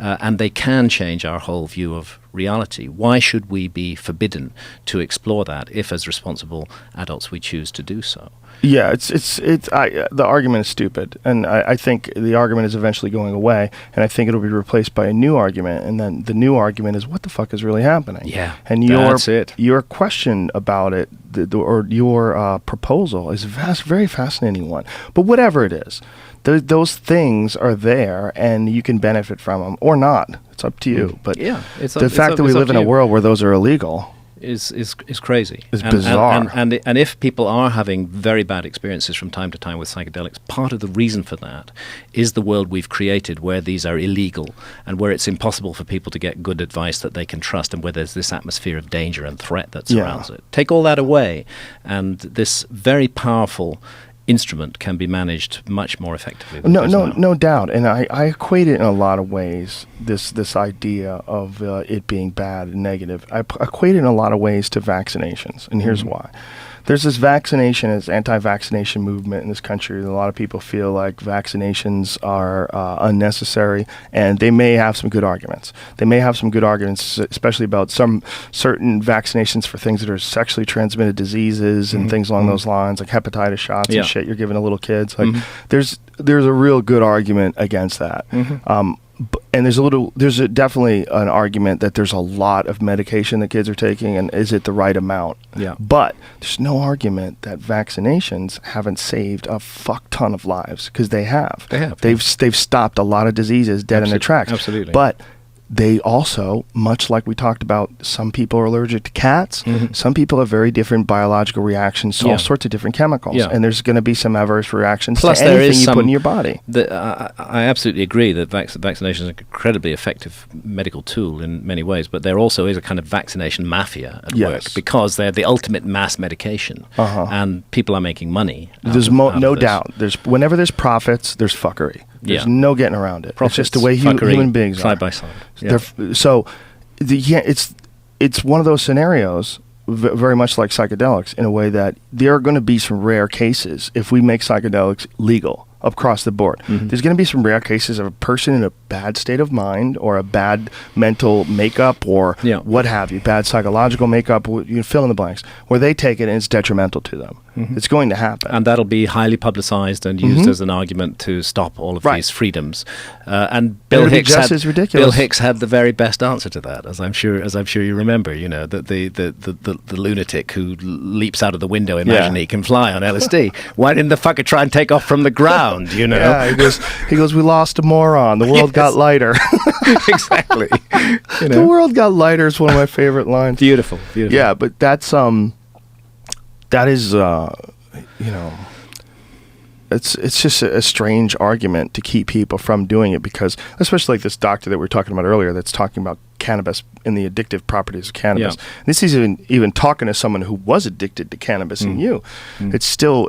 It's a silly, there's a lot going on when someone's addicted. Yeah. It's not all necessarily chemical. And the ones that are chemical, you're getting paid for. Yeah. So that doesn't even make any sense. Exactly. The ones that chemically make you addicted is the ones you're getting money from. And that's why people are fed up with all of this shit, because it's so corrupt and it's so wrong, and it's time that a new direction was taken. And there are people who are on the wrong side of history on this. Yeah. And there will be, but we are moving forward. I think we are as well. I think it's pretty cool to see too. Yeah. But I think it's also important that a guy like you, who smoked pot from 9 a.m. to 2 a.m. every day, 7 days a week, 7 days a week, 365 days a year, going to enormous lengths to be able to obtain it when I was traveling. Yes. How did you do that? Well, it's complicated. You have to have a network. Your sources but online. it is. I do know what I'm talking about. I had a long relationship with it, and I understand how. How do you feel now, having feel good. dipped back in the water a little bit? I feel good, but I don't feel any urge to become, an all-day cannabis smoker again. No. Yeah. I like my clarity. I was able to write with cannabis, but since I stopped smoking cannabis, I've been clear. My mind, there's been a clarity. It's as though a certain fog were lifted. That fog wouldn't have been there if I'd had one joint at the weekend, and that was all. But since I was smoking all day long, that's why it was there. It's nice not to have that fog. I feel good about it. I feel more productive. I write on my novels. I can write 5,000 words a day. Sometimes I get so into the zone, so into the flow. All that is good, and I feel good about it. And I feel probably in the long run, my right choice would not to have a big relationship with cannabis. I think I've done that, been there, I've done that, and I've got the T-shirt. Yeah, for me, it's a tool. I don't use the same tool every day. Sometimes I don't use any tools. I don't need it. Yeah. But it has a pretty profound effect in a lot of ways. Yes. You know, one of my favorite things to do is What? at night, get high and go down to the beach. Okay. And stare at the ocean. Oh, I used to love doing that. Oh my God, that thing freaks me out when I'm high. When you're high, it's a goddess. It's a monster. It's a living thing almost. It's a force. Yeah. It's a nature force that doesn't give a fuck about you. I think there's one reason why people that live by the beach are so mellow. Yeah. The beach communities are notoriously mellow. That's true. And I think one of the reasons why they're notoriously mellow is because they're faced with overwhelming evidence that they ain't shit. Yes. You're sitting there looking out at the greatest natural force that you could imagine. It's an entire different world. Yes. You're out there, literally it's like, if we had to explain it in a galactic term, it would be like you're parking yourself next to the membrane between dimensions. Yeah. I mean, you are literally in this world over here and right next to your face is a whole nother world. Mm-hmm. Like, we couldn't even imagine that, but that's the fuck exactly what it is. Yeah. If you go to Santa Monica and you go over by where that pier is and you just walk along that sand and just start walking out into that water, you're in another world in like 20 steps. Absolutely. You're over your head and you're in another dimension that you can't survive in. You better get the fuck back. It doesn't feel like you went to another planet, but you might as well have gone to another planet. Definitely. And it's right there. One of my strongest experiences of diving was, just to tell a little story, was diving off Tenerife in the Canary Islands. And I was down at a good 20 meters underwater, let's say 70 feet. But there was a storm that day, and the huge swell on the surface was so powerful that it was smashing me against the bottom of the sea. Oh my God. Bang, bang, bang. And I just, that moment, I realized I am in the hands of a gigantic force that I can do absolutely nothing about. There's nothing you can do. The sea for me is a goddess. Fortunately, I got over a lip and down into deeper water, and it was okay. Deeper water? Yeah, another 10 meters. What the fuck, man? How long did you have to wait it out? That was another story. We stayed down for about 25 minutes. We then had to come up. We'd been working quite hard at depth, and you get through your air. But what we hadn't done was recce the exit point. And when we surfaced in this heavy swell, it was extremely difficult to get out of the sea. The rocks came down quite steep and sheer. I think we discussed this before. You came up at a different spot, right? Yeah, and it was bad. But anyway, here I am to tell the tale, and an older and wiser man. Greg Fitzsimmons has he's a good buddy of mine, very funny stand-up comedian, has a terrifying story of he was on vacation, he saw a woman drowning, and he went out to save her, and he realized he was like, hanging on to this woman, swimming back while his kids and his wife and everyone was on the shore, and he was like, holy shit, like, I'm trying to save someone here, and sometimes when people try to save people, they get drowned. I know, it happens often. Yeah. It happens often. Yeah, and he said that the tide was a little bit too strong. He was always spooked by the riptide. The sea is something to respect. Fuck yeah, it is. Something to respect. Yeah, it is. That's a terrifying thing, but that's my favorite thing one of my favorite things to do when to walk the beach late at night. Yeah, by myself. Smoke a spliff. Just stand out there and stare by myself. Puts everything in perspective. Yeah. It's like the ultimate. It's very not just psychedelic, but it's very isolation tank-esque in a way. It's an overwhelming amount of information, but there's like solitude in the sound and the noise that sort of drowns out the rest of the world. Doesn't totally drown it out like an isolation tank does, but it has a partial effect because it's a moving but semi-static image because it's these water waves that are coming at you and they're very similar. So you get in this very similar thing over and over again with very little variation. And then there's the overwhelming number, the gallons of water that's just so in front of you. So you can't see past this fucking thing. And it's dark. So then there's the unknown. The unknown, which is the big freaker. You're looking out this black monster. And sometimes when it's this black monster, you get a better sense of it than when it's this beautiful blue thing during the day. When the sun's hitting it, it's reflecting. Because then you get all this visual stuff that's distracting you from the fact that that's a fuckload of water. The giant fuckload of water, and it's right there. And it could just go whoosh. Just come in like this. Whoosh, and you're gone. And everything's gone. Like 1,000 fucking feet high waves. That's happened before. It has happened before. 100%. That's also part of the new research that I'm doing. And I'm about to do a trip with Randall Carlson. Who's been on your show. Love him. Randall was so far ahead of the curve in recognizing that the gigantic flooding that came off the North American ice cap wasn't just caused by what I used to think it was caused by, which is that lakes of meltwater develop on the surface of the ice cap, and finally the ice dam breaks and the meltwater pours out. Randall has been pointing out for years that the water flows were much too radical for that. Something much bigger had to be involved. So he was well ahead of the evidence when scientists began to realize that the North American ice cap had been hit by a comet 12,980 years ago, set in motion the epoch that geologists call the Younger Dryas.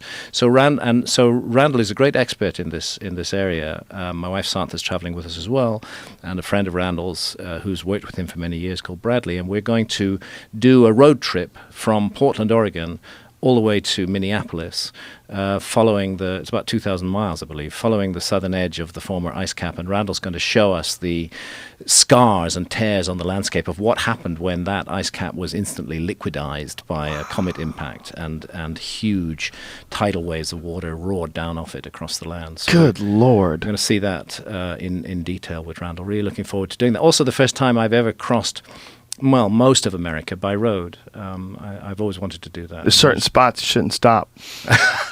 If you feel like you're in danger, you're in danger. Just get in the car and hit the gas. Yeah. And do you know what country music is? You got to listen to some of that. Yeah. Get a hold of some country music. You got to fit in. You got to blend in. Okay. Can you fake a southern accent? Because if they think you're from the England, I can do my best. You from the England, they won't like you, man. They won't. No, They'll get very upset at you. It'll go down You badly. think you're better than us? What are you, Doctor Who? The funny thing is, in England, I often get mistaken for an American. Do you really? It's weird. Here, nobody's in any doubt what I am. But in England, They I'm think often... you're American? Yeah, or sometimes Canadian. Whoa. Yeah. Canada has a bit of that. There's like a certain amount of English, it sounds like, in the way they talk about things. Yeah. There's certain a clear variation between them and us. Yeah, there is, definitely. I can hear that, and I've got a tin ear. Yeah. I can hear that too. Yeah, I can totally tell a Canadian after a while. Yeah. But so similar. Yeah, very similar. Yeah. Very similar. That's hilarious that anybody would ever think you're an American, I know. Anyway, it's going to be great. I'm really looking forward to this. My wife Sandra's, That sounds fantastic. Sandra's going to take loads and loads of pictures, and we're going to go up in an airplane a few times and look at the land underneath us, and it's going to be a great, exciting research trip. And it's the last research trip for this sequel that I'm writing to Fingerprints. I'm sure you've seen this most recent discovery about microdiamonds. Yeah, that's exactly it. Yeah. That's precisely that has finally settled it. Yeah. Any scientists who were attempting to argue that there wasn't a comet impact now, with all the evidence that's come in over the last 5 or 6 years, is just settled by the nanodiamonds, scattered in a huge swathe all over the world, which are a sure chemical imprint of a massive comet impact. And they know a lot about it now. It's really very, very clear. And this was an episode that changed the world. It killed off many of the megafauna that we've all heard of, the mammoths, the woody rhinos, and so on and so forth. And it got rid of what was called the Clovis culture, hunter-gatherer culture in the United States, and I think it got rid of a whole civilization that we've only remembered in myth and memory. At least that's the line that I'm investigating. It's a fascinating line, especially when, as each visit that you come back to the podcast, there's new information. New Over the stuff last coming time, it was the nuclear glass that they discovered when they were doing core samples again, which is about 12,000 years ago, right? Yeah. And then the new one is this microdiamonds. It seems like over and over again, it becomes not a possibility but a reality that there was some sort of an impact. Something gigantic happened. And all over the world, right? It wasn't just No, in North all over America. the world. It was massive in America, but the effect was everywhere. Both impacts, because this comet broke up into fragments like Shoemaker-Levy 9, both impacts, but also, very important, the gigantic cloud of dust that's thrown up into the upper atmosphere, which then, so you have this immediate reaction of flooding as the comet liquidizes part of the North American ice cap, and then a huge dust plume is up in the air all over the world, and the whole Earth is shrouded in dust. Cooled because it's reflecting back the sun's rays. So we go into this 1,300, 1,400 year period called the Younger Dryas, where the Earth gets incredibly cold, even though previously it had been coming out of the ice age. It's truly a gigantic event. And then, weirdly, all our history, everything we think of as our past, begins at the end of the Younger Dryas. Kicks in 12,980 years ago, ends 11,600 years ago. The Earth begins to warm up again, and everything we know about ourselves, or can claim we know, unfolds in that last 11,600 years. And the period before the Younger Dryas, we really blank on so much of it. It's so fascinating. I said it again, shit. But it's amazing that all this information keeps coming up to support this, and it's amazing if we do consider the possibility that it is true, that everything can be essentially shut back down to zero with some rocks from the sky. And then that's something that we really need to get in our head. That could happen. There is a very distinct possibility that we could be hit by something. The NASA photographs of I think they call it the black diamond, the Earth at night. Okay, what you see is certain areas of the world are brightly lit up. Europe, North America, for example.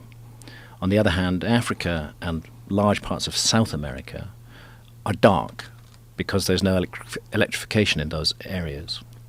And those photographs are often taken to say, to speak of our achievement. Look how we can light up the planet like a Christmas tree, so that it can be viewed from space.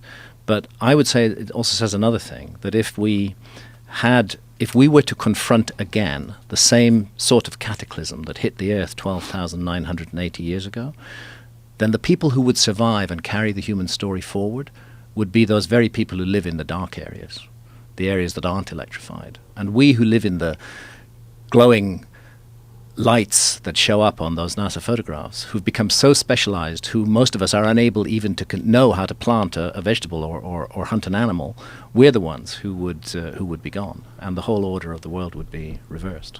Whoa. So the world would become like an ayahuasca culture. You'd have all these fucking people from the Amazon that would be fine. Because they're fine. They'd be absolutely fine. They know how to survive. They know how to do it. So again, I think the message of this is we shouldn't be arrogant and complacent in the achievements of our civilization. We have done wonderful and amazing things as well as terrible things, but we shouldn't be arrogant or complacent about it. We should recognize it's all very fragile. It can be taken away from us at any time. We can take it away from ourselves. Without a doubt, the information is something to consider. Just the information about these impacts. Mm-hmm. It's something to consider. And it's also something to consider that if that's correct, boy, what a magical time it must have been back when they had developed some sort of technology that was enabling them to make structures like Göbekli Tepe. That's why I'm calling the book Magicians and of the Gods, because there's something magical. Yeah. Something about it that we would call magic, but perhaps was just another form of science. Well, yeah, whatever they were able to do, I mean, it's amazing that we haven't figured it out yet, but we're so arrogant in our assumptions that it had to be all the ways that we've already figured out. Yeah. It's so silly. That's because, so silly, isn't there some shit we haven't figured out yet? Yeah, exactly. Like this new ability that they've just found out, that they've taken people and they've used the internet to send information from one person's mind to another person's mind 5,000 miles away. Yeah. It's incredible. Mm-hmm. But nobody else did that before that. So we didn't really think that was... We thought maybe it'd be a possibility, but now we know it's a possibility. Well, whatever the fuck they did to make these pyramids, just because we haven't figured it out yet, doesn't mean they were using wooden rollers. Yeah. Like, they could have had some really incredible technology that just... We don't have a trace of it anymore. We're looking at a form of technology that we don't recognize as what it is. Because we're programmed to thinking of it entirely in our own terms. And it's almost like the universe is giving us a puzzle that's so incredibly in your face with its most obvious results. Mm-hmm.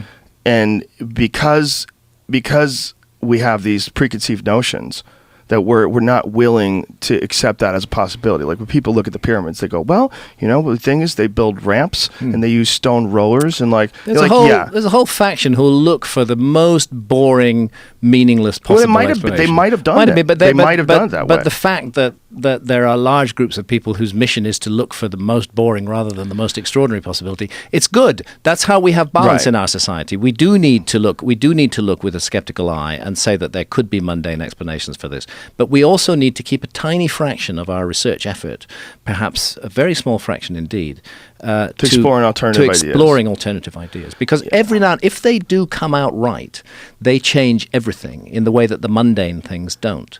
And it's really worthwhile. And the only thing understand why I've been subjected to so much criticism, and I welcome it. I've learnt a great deal from that criticism. But is it wise for us to live in a society which is hostile to the exploration of extraordinary possibilities? Shouldn't we actually protect that and make that something which we encourage those who wish to do so in our society to do, just on the off chance that they might come up with something utterly world-changing? Especially if it's done with careful consideration, like you've done, or especially like what Randall Carlson's done with asteroidal impacts is absolutely stunning and fascinating. Yeah.